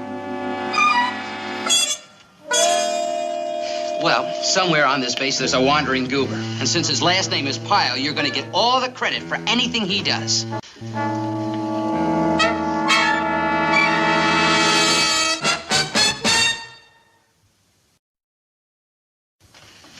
Well, maybe he went back into town. Well, I hope so, but he didn't say nothing about going into town. Well, look, wherever he is, it's not good. Don't forget, he's got that uniform on. Gomer, if I were you, I'd tell Sergeant Carter and just level with him. I can't, Duke. I just can't.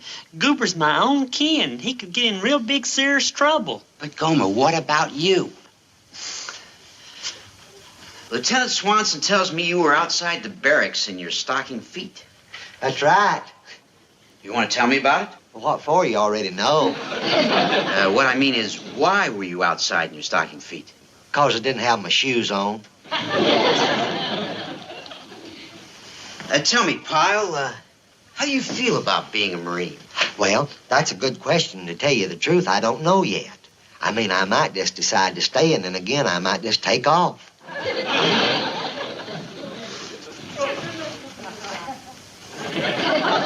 Pyle, do you have any dreams you can remember? Perhaps one that recurs?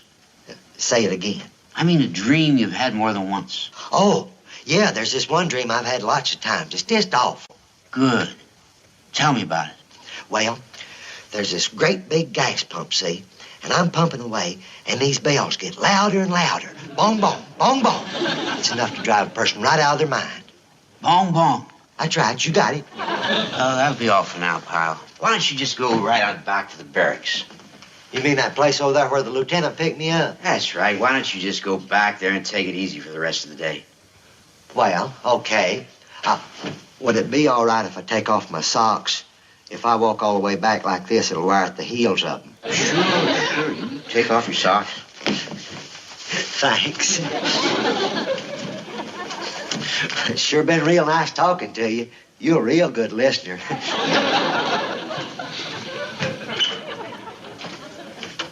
Say, you know what it sounds like to me? It sounds like Pilot's flipped. No. I wouldn't put it that way, Sergeant. There does seem to be some evidence of a personality conflict. Sir? I'd rather not make a hasty diagnosis, but Pyle does appear to have some signs of a double personality. How do you like that? I never thought he had any personality at all. What I'm saying, Sergeant, is that this can get quite bizarre. Now, there's a conflict of interest, a struggle of incompatible desires. On the one hand, a striving toward normal behavior. On the other hand, a deviating toward the bizarre. You understand that, Sergeant? Yes, sir. Pyle is a bizarre. What I'm saying, Sergeant, is that Pyle has within him a struggle between the good Marine and the bad Marine. Now, it'll be a day or two before I can get out separation orders. In the meantime, go easy with him. Yes, sir, of course. Does he know yet? No, he doesn't. Well, sir, do you think maybe I should tell him? I mean, we've been together since boot camp. It's a good idea. I think it'll be the best way of handling it. Yes, sir, I'll be glad to. How do you like that? Pyle, a bizarre. Well, Pyle, we've been together for quite a while now, haven't we? 1 year, 3 weeks, and 2 days.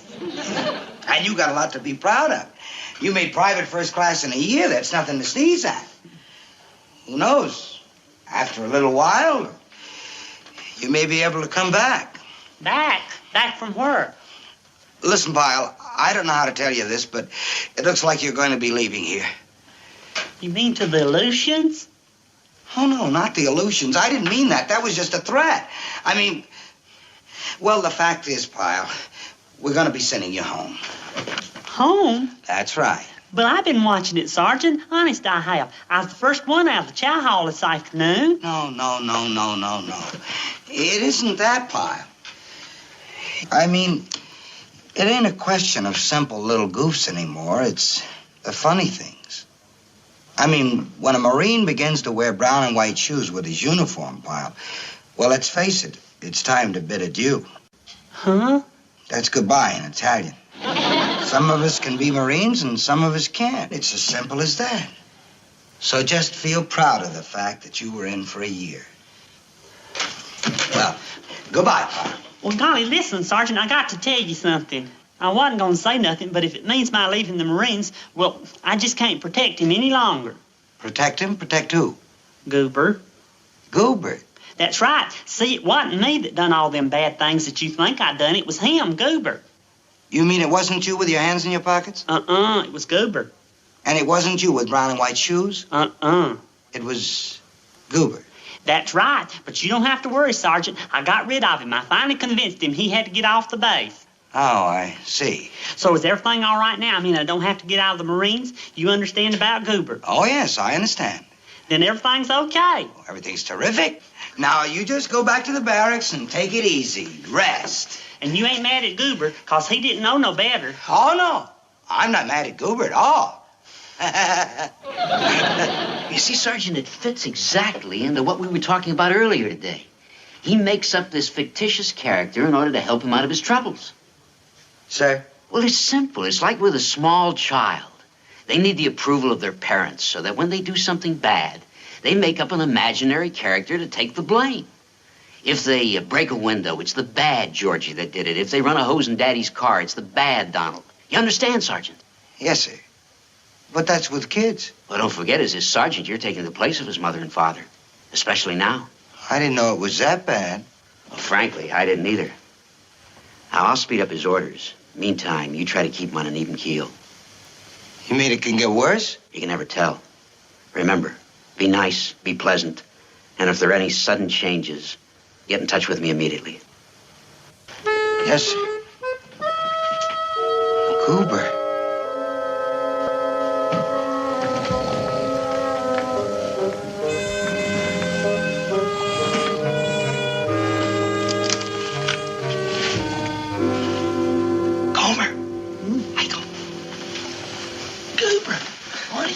Here. I thought you said at the hotel I was going to come see you tomorrow. Well, I went, but you know what? They wanted us to sleep there.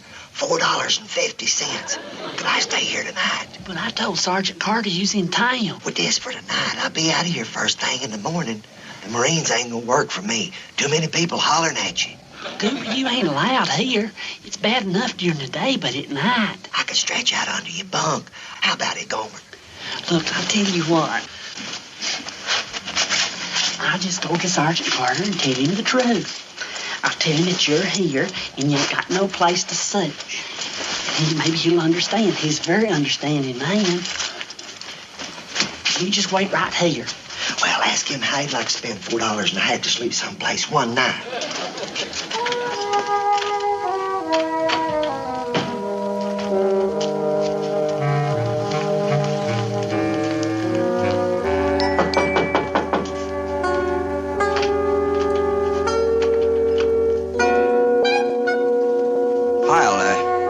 What's the matter?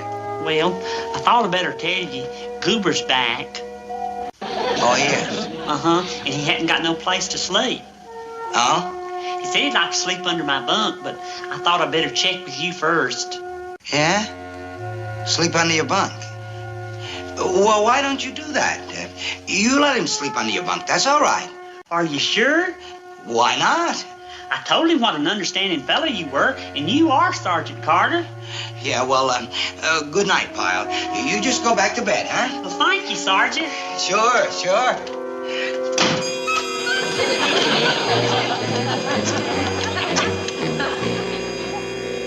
Doctor? Sergeant Carter. Pyle was just in here. He says the other fella's back again. The one that does all the bad things. I think he's really gone. Maybe you better get right over here. Cooper.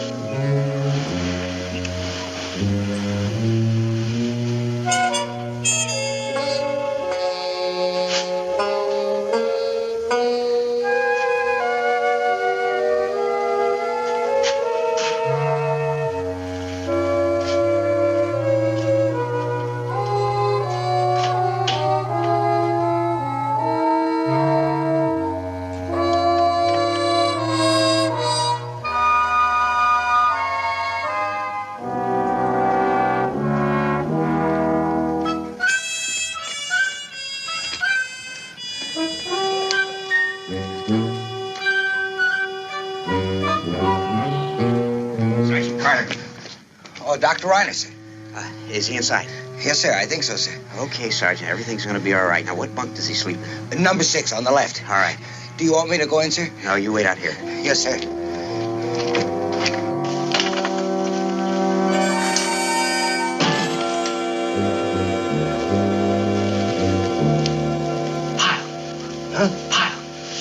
Who is it? It's me, Dr. Reiner. Oh, hey, Doctor. Boy, am I glad to see you. I was dreaming about them gas pumps again. Bong, bong, bong, bong.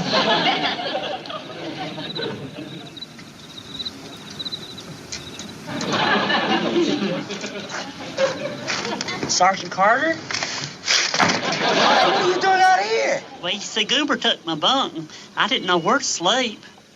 Oh. Well, look, Pyle, since you're going to be leaving... Leaving? I ain't leaving. I know. But when you do leave, I just wanted to tell you that it's been nice knowing you and that... Put it there, Pyle. Shake. Hey, Doc, I got him. Out of here. What is it, Sergeant? I got him. I got Pyle. What do you mean you've got Pyle? I've got Pyle. Hey, Gomer, you can have your bunk back now. This feller says he's got a nice bed for me. Who's that? Well, that's Goober, the feller I've been telling you about. He's my cousin. Hey, Sergeant. Then who's that? Private First Class Gomer Pyle, sir. You mean there is a Goober? A real Goober? Well, sure, Sergeant. I told you about him twice. There is a Goober? There is a Goober? How do you like that? There is a Goober! There is a Goober! There is a Goober! Listen, Sergeant Carter. How do you like that? There is a Goober! I think you better come with me. I'll find you a place to sleep But tonight, there is too. a Goober! Yes, There is a Goober! You're right. There is a Goober!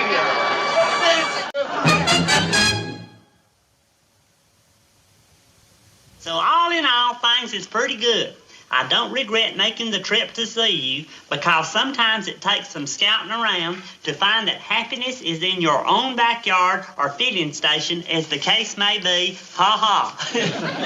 Say hey to all the boys and especially to Sergeant Carter. Yours very truly, Cousin Goober. P.S. Hope you like the present I sent you. They had a sale over at Weaver's. I wonder what it is.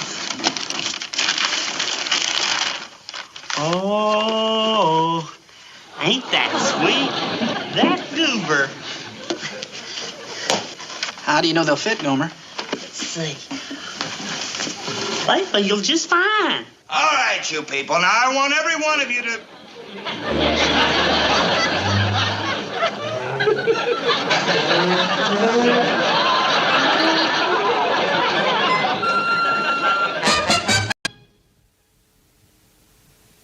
What would you like to do tonight, Luann?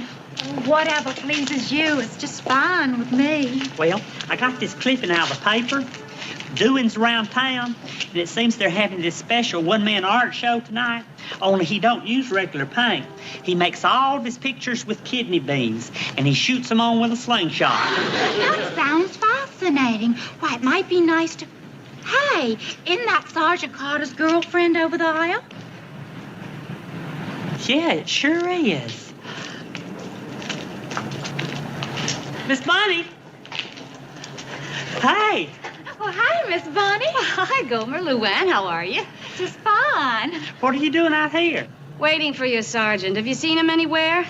He was supposed to meet me here at 7. It's almost 1:30. Well, I'm sure it's not his fault. Something terrible important must have come up. You know, he's got a lot of responsibility in that job of his. I hope you never acquire the type of job that makes you late for dates. You mean Gomer's always on time? He's most punctual. Never made me wait one single second. Oh, I wish Vince was like that. He's always late. Well, I spend more time hanging around street corners than the Salvation Army. Why don't you come inside and have a cup of coffee with us till he gets here? I don't want to be a bother. Well, it's no bother at all. It's a pleasure. Oh.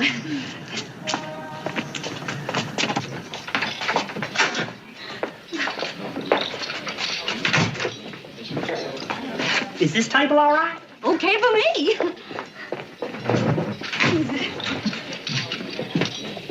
A coffee, please. Can I take your coat? Thank you.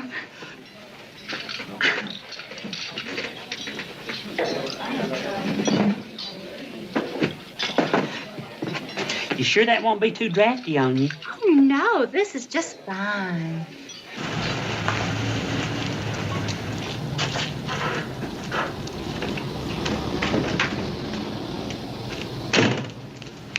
Where the heck is she?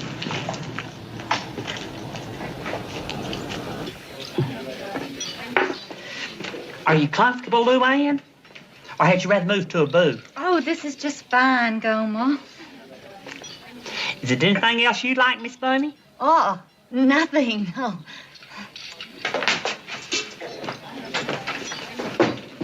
I thought we were going to meet out front. Come on, let's go. Not even a hello first? Huh? Oh, hello. And goodbye. Come on, let's go. I don't know what you're doing here in the first place. I asked you to wait out front. But Miss Bunny was out front, Sergeant. We invited her in. Well, thanks a heap. What are you standing up for? The movie starts in 20 minutes. Come on. Right away, Lord and Master. Say, maybe you two would like to go with us. No.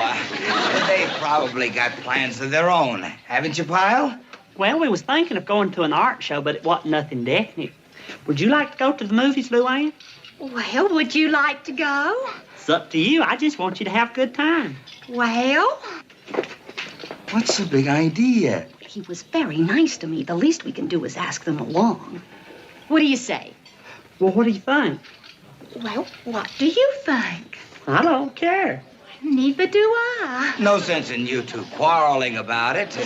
Maybe some other time. But I think we'd like to go, Sergeant. It'd be real nice being with you two, wouldn't it, Luann? Uh-huh. Well, I just pay for the coffee and I'll be right back. Excuse me.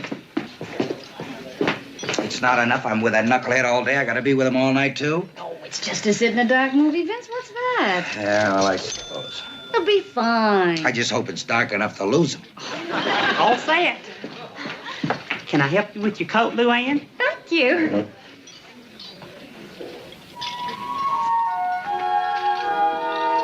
Car's out front.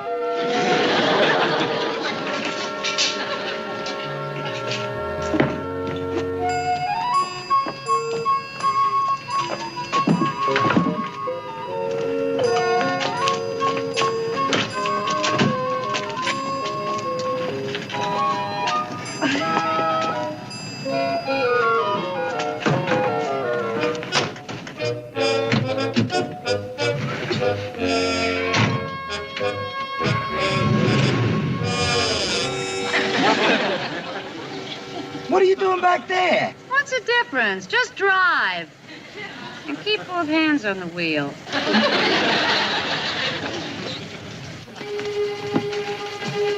Where's Gomer? I gave him the slip at the popcorn stand. Vince. You're terrible. Terrible? What's so terrible? We want to be alone, don't we? Well, don't we? Well. So, old Doc Carter fixed it. There they are. Excuse me. Excuse me. I didn't think we could find you in the dark. Miss Bunny, I brought you some fresh buttered popcorn. Thanks, Gomer. Is there anything else you'd like me to get for you? Something to drink? Oh, no, that's all right. When I want something, Vince will get it for me. If you wanted something, why didn't you get it when you came in? Well, how about you, Sergeant? No. If there's anything you want, just remember I'm sitting right here behind you. Oh, look, it's a Porky Pig cartoon. I just love the way he goes, that's all, folks. Boy, didn't that movie have some ending? Imagine that little horse coming from behind and winning that race and saving the farm and everything. Yeah, it was great. Well, it's been a truly lovely evening, but we'd better be running along. Oh, that's right. So I guess we'll just say good night. Sure. Well, we'll see you around. Well, why don't you stay with us? It's still early. Well, the sergeant probably has plans. Do you have any plans? Well, as a matter of fact, I was thinking maybe we'd, go for a little ride in the park. You know, you and me. Just relax. A ride in the park? Hey, that's a good idea. Why don't you come with us? Well, I don't know. Oh, sure, it'll be fun. Would you like to go riding? Would you like to? It's up to you. Oh, you decide, Gomer. Anything's just fine with me. Well, all right. We'd love to join you. Good. That is, if you don't mind. I don't mind. Because if you do, I'll bring the car around. Well, sure now. If you are.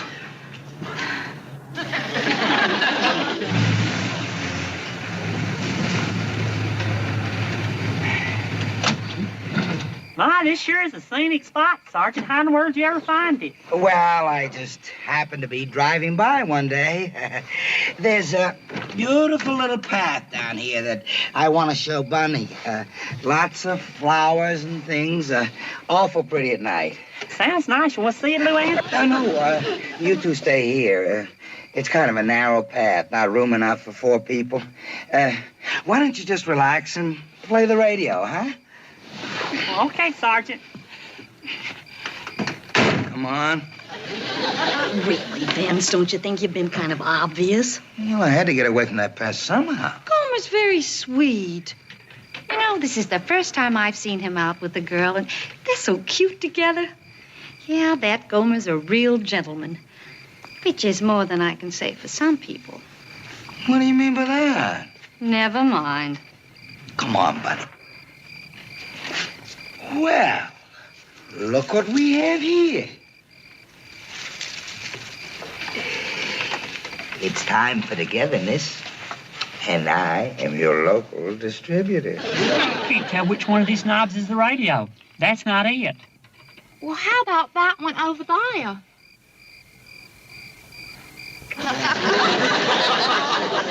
Turn off them lights! Turn off the lights! Turn them off, will you?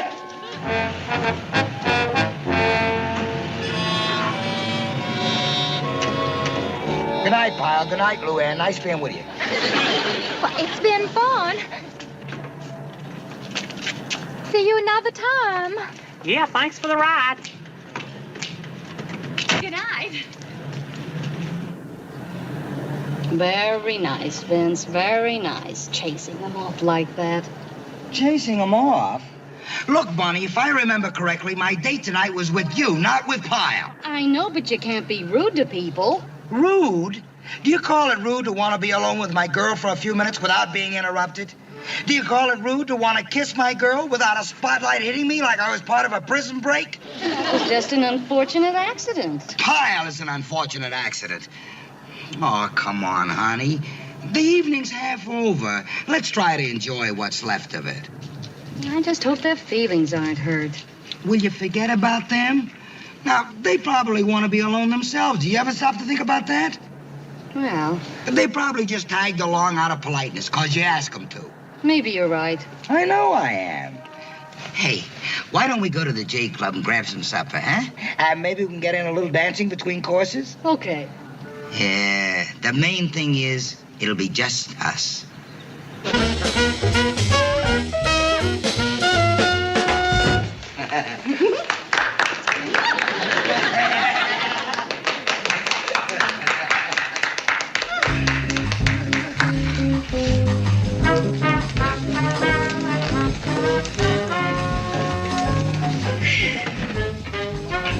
Why don't you sit down? We can dance more later. Yeah, this is more like it. Well, it's gonna be a good evening after all, huh? Fresh. Well, shall we order? Sure. I'm soft.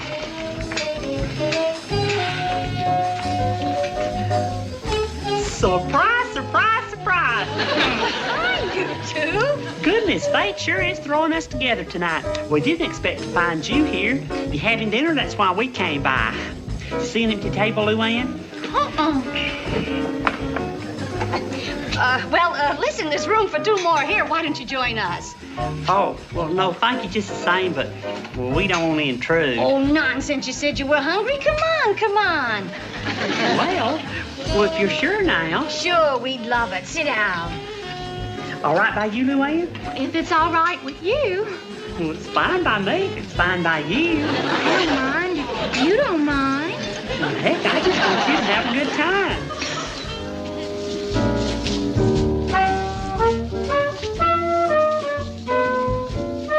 Boy, you really fixed this evening. First we had him at the movies, then we had him at the park, and now we have him here. Well, I had to ask them to sit down, Vince. They were hungry, and there was no other place. You can't just ignore people, Vince, especially decent, considerate people like Gomer. Considerate? Some considerate. He's been in our hair all evening.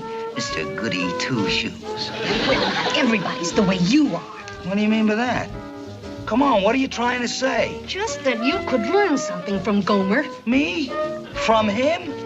Like what? Well, if you don't know, then I can't tell you. The fact is, Vince, you are playing downright uncouth. Oh, yeah? I'm as couth as he is couther.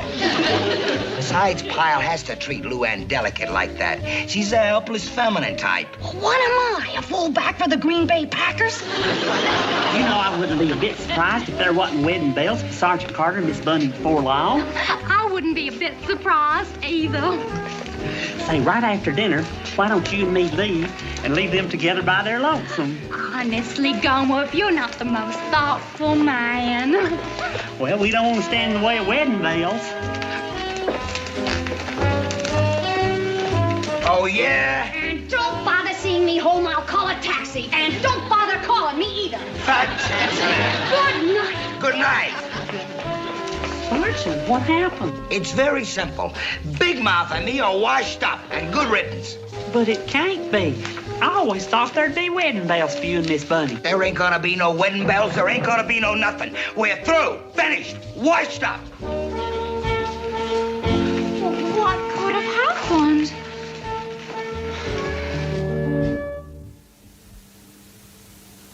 I feel just terrible. Imagine Miss Bunny and Sergeant Carter breaking off like that. It just shakes your faith, don't it?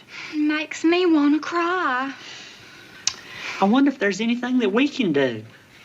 Well, maybe if you talk to the sergeant, you know, man to man, he might realize the error of his ways. Well, I could try, but he might not take very kindly to it, what with me just being a private and him a sergeant and all. But maybe if you talk to him. Me? Now, that might just do it. You've got such a fine way with words. Well, if you really think it would help, all right. And while you talk to the sergeant about Miss Bunny, I'll be talking to Miss Bunny about the sergeant. Well, yes. We'll deal with both halves of the problem simultaneously. I'm certain they both just simply acted in haste, and a word to the wise will be sufficient. See, you do have a fine way with words, just like I said. No doubt about it, this will put them back together before you know it. You just see. And that's why I ask you to meet me, Sergeant Carter, because I most sincerely feel that you have acted hastily, and I just would hate to see you make a mistake that you may well regret for the rest of your life. Why, the two of you have shared many wonderful moments together, I'm sure. Things that you could never have with someone else. And it would be a pity to let false and foolish pride keep you from her side. Don't you agree? Did anyone ever tell you you got the whitest teeth? Sergeant Carter's just wild about you, Miss Bunny. You're all he ever talks about. And you're lucky to have a man like Sergeant Carter, too. He's the finest Marine on the whole base, a born leader. And he's got a fine mind, and he makes a real nice appearance. Did you ever see him right after he comes out of the barber shop when he's had his hair cut? He has on that butch pomade. His hair's nice and shiny and stands straight up, just like he'd called his own head to attention. He's got a wonderful smile. All the spaces between his teeth are nice and even. Well, I don't think a girl could do any better than Sergeant Carter. Did anyone ever tell you you have the brownest eyes? Hey, how'd everything go so wrong, Luann? Well, it would appear that we have been caught up in the classic symptom of the rebound. The what? Rebound? That's when people have a romance that comes out unhappily, and they turn all their affections on the very first person who comes along, which in this case just happens to be us. Well, we sure got ourselves into a mess, didn't we? I don't want to go out with Miss Bunny any more than you want to go out with Sergeant Carter. But I will. Huh? And you're going to go out with Bunny. Why? Because we've got to help them through their period of adjustment.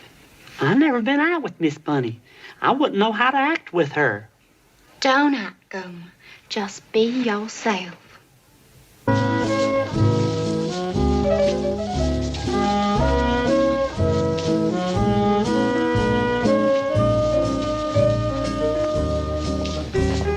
Is me okay? Yeah, that's fine, thanks. Okay.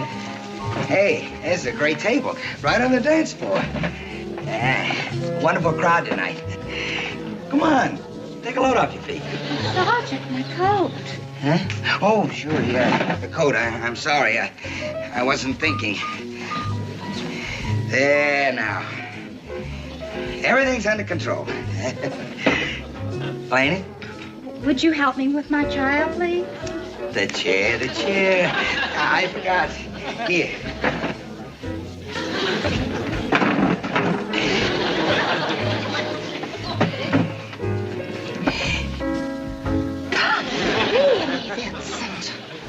Oh, wait a minute. You got me all wrong. I was just stretching my legs. I did a lot of marching. Is this table all right, Miss Bunny? Okay with me, killer. Sure is a nice crowd tonight. What's the matter? Your coat. Does something get on it? No, I was just going to help you off with it. Huh? Oh. Oh, yeah.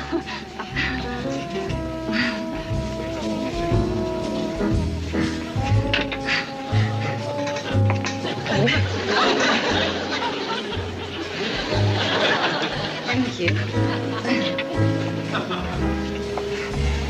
Well, yeah, it certainly was nice of you, Gomer. What is it? Nothing. I was just going to help you into your chair. Oh, yeah. But if you'd like to sit over here...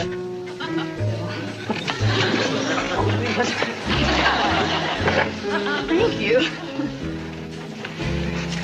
Well, I'm sure we're going to have a lovely evening, Gomer. A lovely, lovely...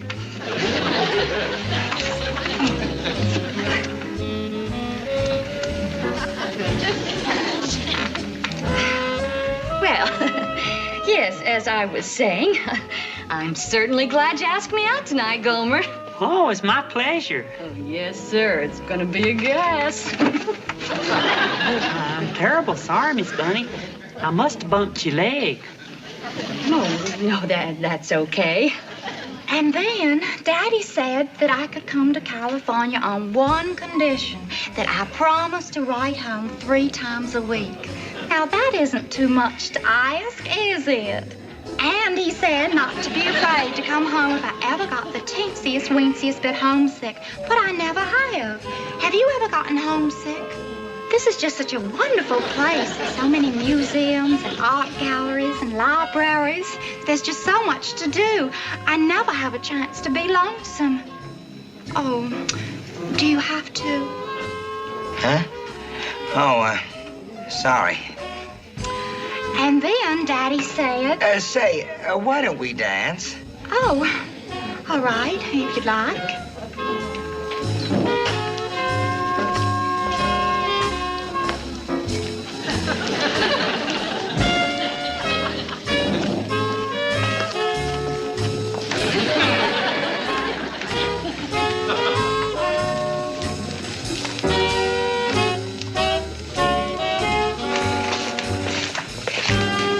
Wrong? No. I just saw an old friend. Hey, it's Sergeant Carter and Luann. What a surprise. Yeah.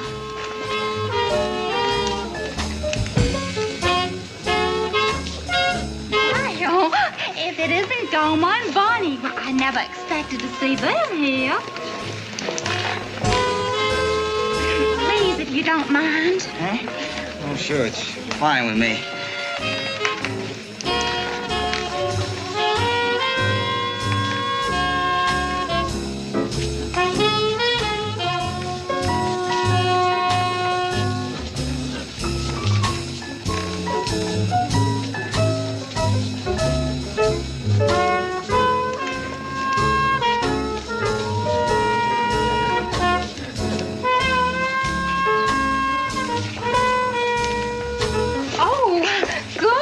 What's the matter? Heel came loose on my shoe again. Oh, well, maybe I can... Gomer can fix it. He's done it before. Huh? Oh, sure. Leave it to me. Would you stay with Miss Bunny? I'll be just a minute.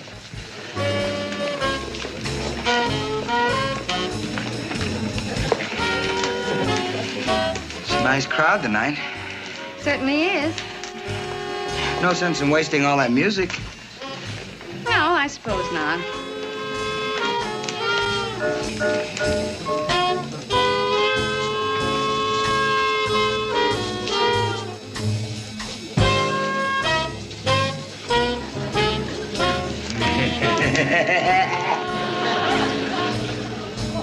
Well, I'll be. Would you believe it? They've made up.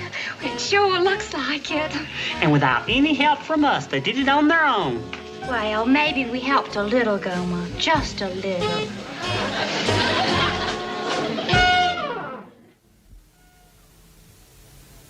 Look, Lou Ann, I know that I brought you here tonight, but would you mind if I took Bunny home and Pyle took you?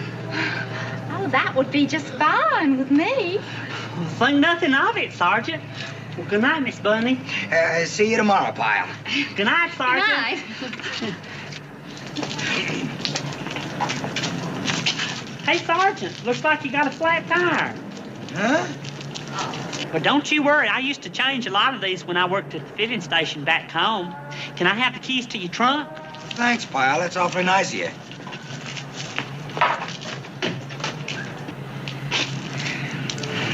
Will you be long, Gomer?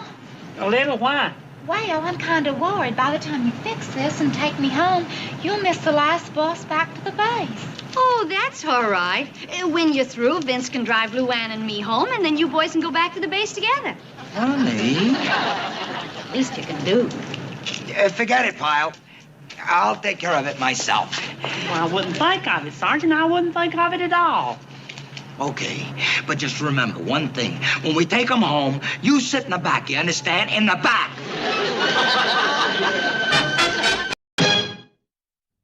Millard? Here. Slater? Here. Davenport? Here. Coogan? Here. Moskowitz? Philadelphia, Lois Frieder. Right. Here's the next one. Yeah. Someone else? Atlanta, Georgia, Sally Rose Jones. Right. That's amazing, Duke. How do you do that? Very easy, Gomer. I just make sure I never give any of them the same perfume. Pyle? Here I am. Spencer? You? Volkowitz? Yeah. Someone else? Hey, you want to smell? Gomer, that smells like gasoline. It is. It's from Wally. Fella I used to work for at the filling station back home. You're so good at guessing. See if you can guess what this is. Regular or high octane? Oppenheim. Yep. Mitchell. Ross. Dear Gomer. That's the way he starts. Gomer, read it to yourself, will you, buddy? Don't you want to hear Wally's letter? Do I have to? Well, he writes a real nice letter. Okay, let's hear it. Dear Gomer, enclosed you'll find some mail that was sent to you here at the filling station. Regards, Wally. That's it? Uh-huh. Ain't that nice? It's real short and to the point. Yeah. You ought to save them. Put them in a book someday, you know? The Life and Letters of Gomer Pyle. I can always tell when you're pulling my leg, Duke. You get an insincere look in your eyes. Hey, Duke, listen to this. Don't be a wallflower. be the life of the party, learn to dance. This ticket entitles you to one free lesson at the Plaza Dance Studio. Well, what good does that do you, Gomer? It's dance studios in Mayberry. Ain't that a shame? A free dance lesson, and I have to pass it up. Well, you know how to dance, Gomer. I've seen you. Yeah, but they got some new things out nowadays. You know them South American steps? Well, if you're so anxious to learn, why don't you go to a dance studio here in town? There's one on Grant Street. I've passed it a lot of times. I will, Duke, the very next Liberty. Good. And when you become another Fred Astaire, don't forget your old buddy Duke. You got that insincere look again.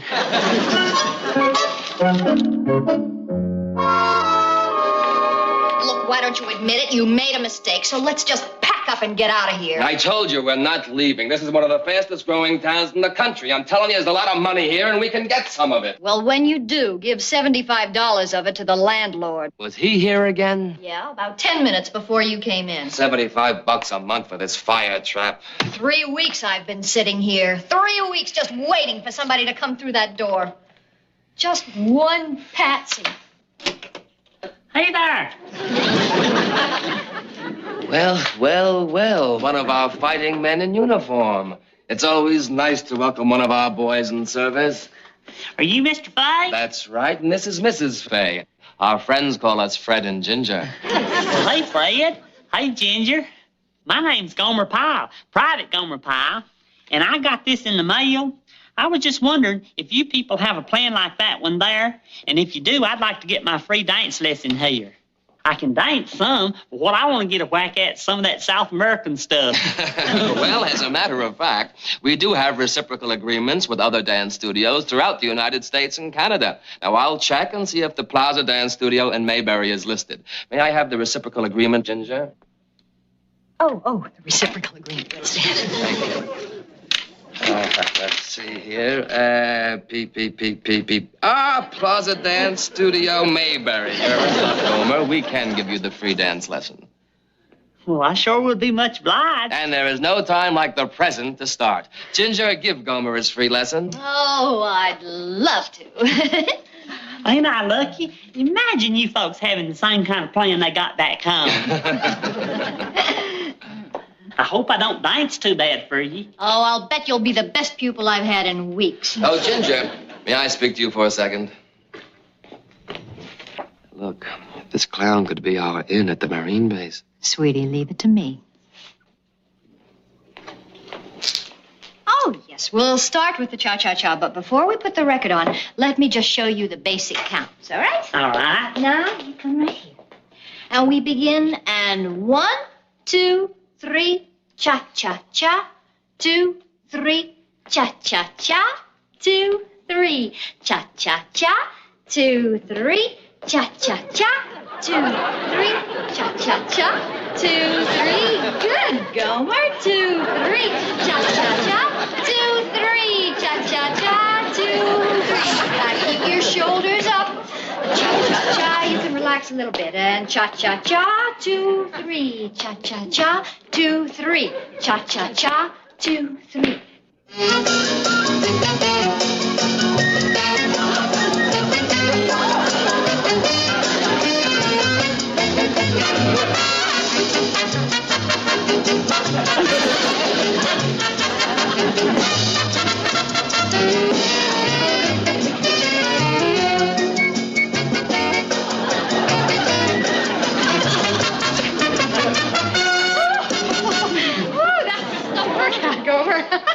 Well, you did just fine. You mean hour's up already? Yes, as a matter of fact, it's been an hour and 15 minutes. Boy, don't time fly when you're having fun. Oh, that was just fine, Gomer, fine. Well, I can't tell you how much I appreciate your kindness. It was real nice of you to give me that free dance lesson. Thank you, Ginger. Yes. Thank you, Fred. It was a pleasure meeting both of you. Well, I expect I better be getting back now. So, bye. Well, now, hold it. Wait a minute. What about your other lessons? You just can't quit after your first free one. You mean I get more free lessons? Well, no, only the first one is free, but that is given on the condition that you sign up for a full course. Oh, I didn't know about that. Of course. Otherwise, we'd just be in business to give free lessons. And we'd like to do that because we enjoy our work, but we have to pay the rent. Now, you could take our minimum course, which is 10 lessons for only $50. $50? Oh, well, it would be for your own good, Gomer. With only one lesson under your belt, you'd be a menace on that dance floor. Fred's right, Gomer. That would be like giving someone one driving lesson and then turning them loose on the highway. Yeah, but $50. Well, now, I said you could take that course, but I wouldn't advise it for you. No, I think you'd be better off with our 3-month plan. Now, that costs $100, but you have 3 months to pay, and that comes to just a little over $33 a month. Well, that's a little better. Maybe the 6-month plan would be even better than that, Fred. That's only $25 a month. Well, actually, I think the 2-year plan would be cheaper, Ginger. That would come to just $20 a month. You know, the 5-year plan would be even cheaper. After only one small down payment, Gomer, all you'd have to pay is $15 a month. What do you think? Well, I don't know. I'm only a private, and we don't make much.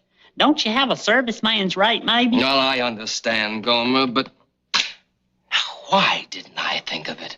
I have the perfect plan for you. Tailor-made for the man with a small income. It's our cheapest course. What's that? I don't know why I didn't think of it. It's our lifetime plan. Lifetime plan? That's right. Now, our lifetime plan enables you to take as many lessons as you want, when you want them, at any one of our studios throughout the world.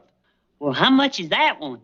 Well, according to our mortality rates, a fellow your age on the lifetime plan would wind up paying an average of 8 cents a lesson. Only 8 cents? Well, I sure ought to be able to afford 8 cents a lesson. Oh, that's good. Now, if you'll just sign these contracts, both copies, please. Lifetime contract, huh? Good anywhere in the world. Shazam! Cha-cha-cha. 3, 2, cha-cha-cha. Shoulders back, cha-cha-cha. Relax, cha-cha-cha. That's fine, Gomer. 3, 2, cha-cha-cha. 4, 2, cha-cha-cha. 2. Pyle! Oh, hey, Sergeant. I finished my noon chow early so I could come back and do this. What do you think you're doing? Practicing my cha-cha. Do you cha-cha? Pyle, this is a Marine barracks, not a ballet school. Knock it off. I'm sorry, Sergeant. I was just practicing so I'd be better for my next lesson. You what? My next lesson, I signed up for dancing lessons. You signed up for what? Dancing lessons over at the Faye Dance Studio. They gave me this free lesson, and then I signed up for You signed something? Did you sign a piece of paper? Uh-huh, I signed a... Let me see what you signed. Let me see it.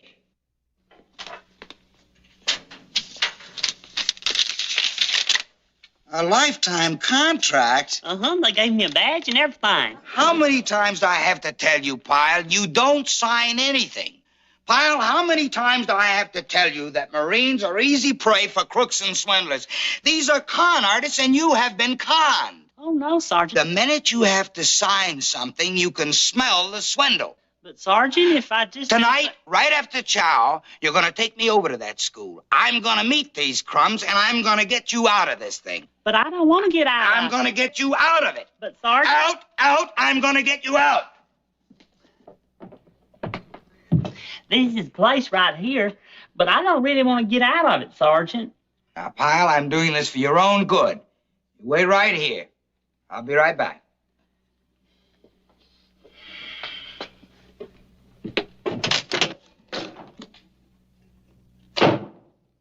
Well, well, well, one of our fighting men in uniform. It's always nice to welcome one of our boys in service. Can I help you, Sergeant? You sure can. I'll say you can. One of my men was in here yesterday. Gomer Pyle. He tells me that... Gomer Pyle. He tells me that you people sold him a lifetime membership. Now...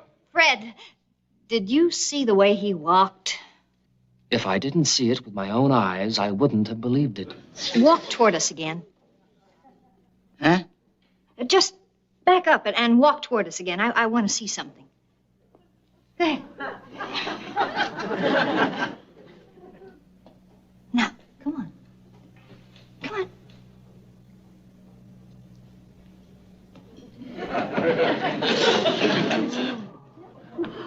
on. Amazing. A man so strong and so muscular, and he walks as softly as a cat. Yeah, like a large cat. Sergeant, dance a couple of steps for me. What? Oh, for me, please. Well, maybe the sergeant is a little self-conscious with an audience. I've got some work to do in the back. Shall we?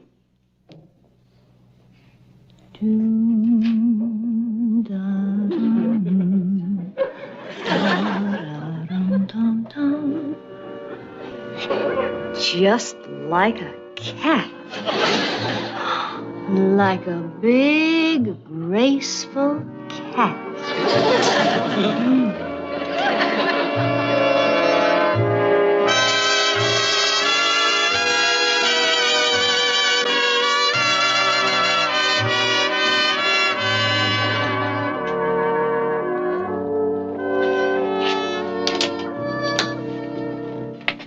Hey, Sergeant.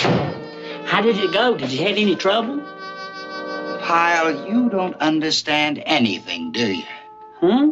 You fool, you ought to have your head examined signing a lifetime contract for dancing lessons.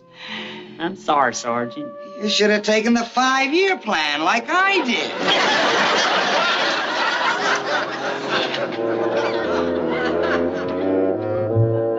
Carter. Yo!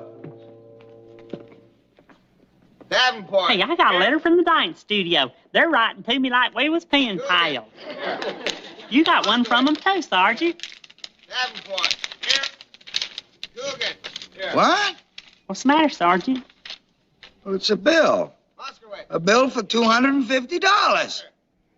You see, Sergeant, I told you not to take that 5-year plan. That's the one with the big down payment. You should have taken the lifetime plan like me. My bill's only $10 a month for life. $250.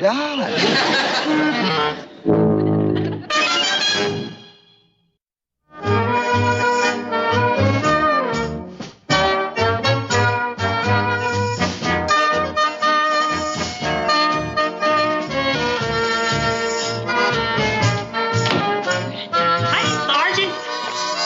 Wait a minute, my thing's over there. Relax, I'll lead, Gomer. As soon as I learn how to lead, I'll be able to dance in any direction I want to. Gomer's just about finished, Sergeant. Are you ready for your lesson today? I am not taking a lesson today. You're not? I'm not taking a lesson today or any other day. Well, is something the matter, Sergeant? You bet there is. This contract. I want out.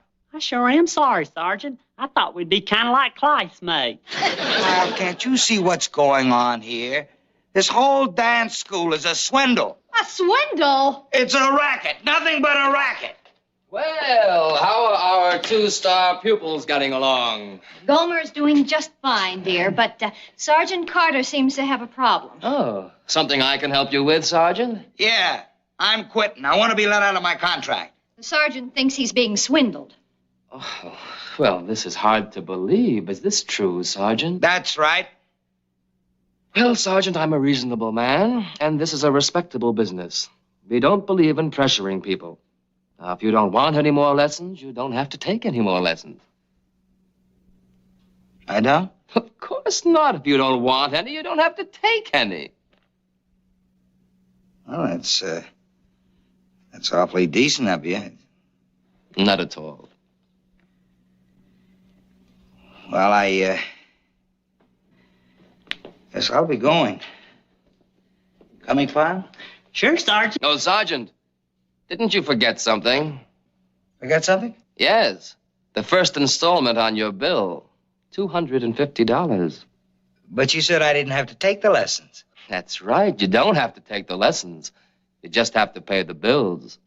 What are you trying to do? Now, look, buddy, we are not running a charity ball. You signed a contract. You're going to pay. We'll see about that. Well, you will. I will not. You want me to bring legal action? Do you want me to bring legal action? Listen, I'll call you commanding officer. Wait a minute.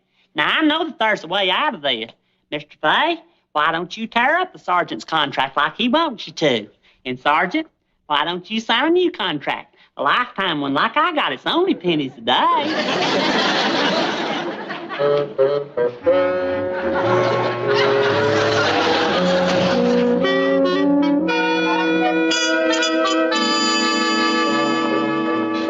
Now, what can I do for you? Well, sir, you see, I'm a sergeant, and I got a lot of men under me. And my job is not only teaching them how to be Marines, but I got to be like a buddy to them. Most of them are just young kids who've never been away from home before. And they get clipped by every kind of con game there is. Yes, Sergeant, I know. Well, I try to steer them clear of these crooks. But when these kids go into town, I can't keep my eye on every one of them. Oh, I understand. Well, there's this dance studio in town. Now, it's a clip joint if ever I saw one. They get these kids in there and make them sign their lives away for dancing lessons. And one of your men signed a contract? Yes, sir. And you want me to help him get out of it? Well, not really. He's happy with the lessons. Well, then just what is it you want me to do? Help me get out of mine. You, Sergeant? You signed one of those contracts. Well, yes, sir. Actually, I did it because I was trying to trap him. Yeah, that's it. I was trying to trap him. Well, it seems your little scheme backfired. It looks like they trapped you. Yeah, it looks like that. You have the contract with you?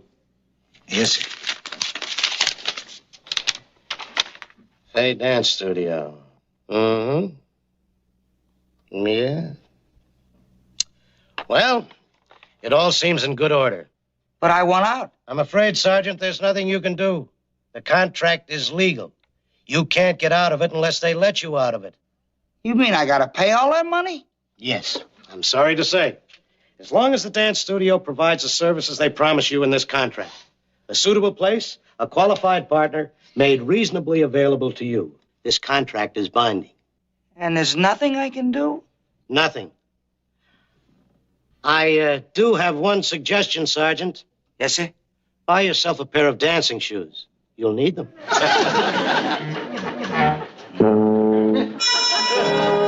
Laundry, $5.75. Insurance, $17.50. Company fund, $10. Allotment for mother, $50. Dancing lessons, $250.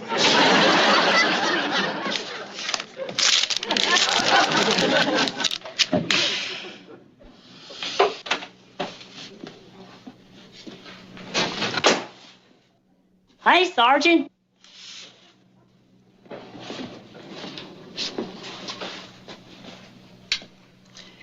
You ain't very happy, are you, Sergeant? No, I'm not. Well, I sure wish there was something I could do to cheer you up. I feel like this whole thing's my fault. I said forget it. Maybe if you went and took a dancing lesson with me tonight, you'd feel better. Kind of lonesome there without you. You miss me, huh? Uh-huh. Not only me, but Fred and Ginger miss you, too. I'll bet. That's right. Fred said if you didn't come back to see him soon, he was going to ask the company commander if he couldn't come here and see you. You said that? That's right. It's just one thing I don't understand, Sergeant. If you've got to pay for them dancing lessons, how come you don't take them? Look, if you're going to take a dancing lesson tonight, go. Just leave me alone. Hey, Sergeant, I got an idea. Good. Now go. Now, wait a minute. Listen. Why don't I scout around for somebody to take over your contract? Swell. Why stop with one? Why stop with one? Why not get 2, 3, 4? Why not get the whole base to take dancing lessons? Well, I don't know about it. Wait a minute. Wait a minute. Did you hear what I just said? Look, you're going there for a dancing lesson tonight? Get a stack of those contracts. Lots and lots of contracts. Sign these contracts and hand them back. Just sign them and do as I tell you. Pass the rest of these out down there. What's this all about? Who wants dance lessons anyway? Just sign the contract. Sign it. Yeah, but why do we have to do Don't that? ask so many questions. Sign it. Sign it. But I still don't see why... Sign it. Sign it. Sergeant, I can't tell you how happy I feel. But what did you change your mind about my place for and bring me all the business? Well, Fred, do you mind if I call you Fred? Please. Well, Fred, I got to thinking it's not such a bad deal after all. I mean, dancing is exercise. It could be good for the man. It's wonderful, wonderful.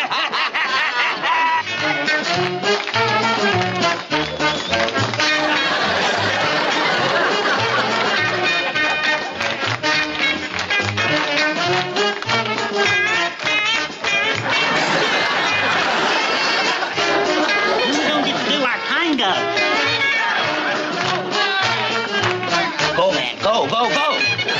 Out this minuet and put on some steam, baby.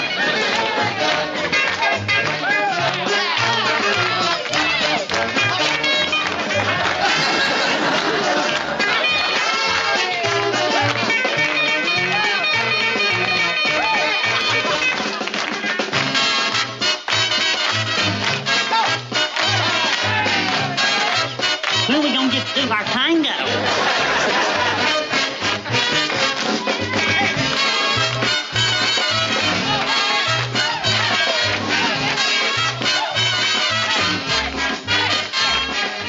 We ain't done our tango yet. I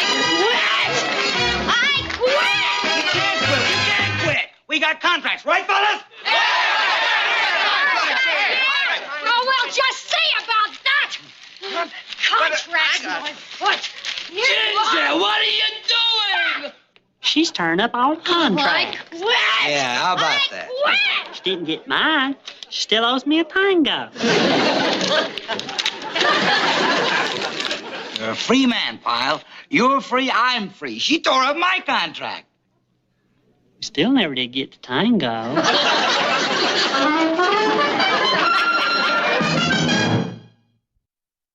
Okay, Duke, close your eyes. Here's the first one. Hogan. Here. Moskowitz. Forget it, Gomer. I got so overheated dancing last night I caught a cold. Tyler. Right here. Well, at least I know it's not a bill from a dance studio. Somerville. Here. Bell. Right here. Watson. How about that? It's a bill from a lawyer for $100. Did you sign up for some law lessons, Sergeant?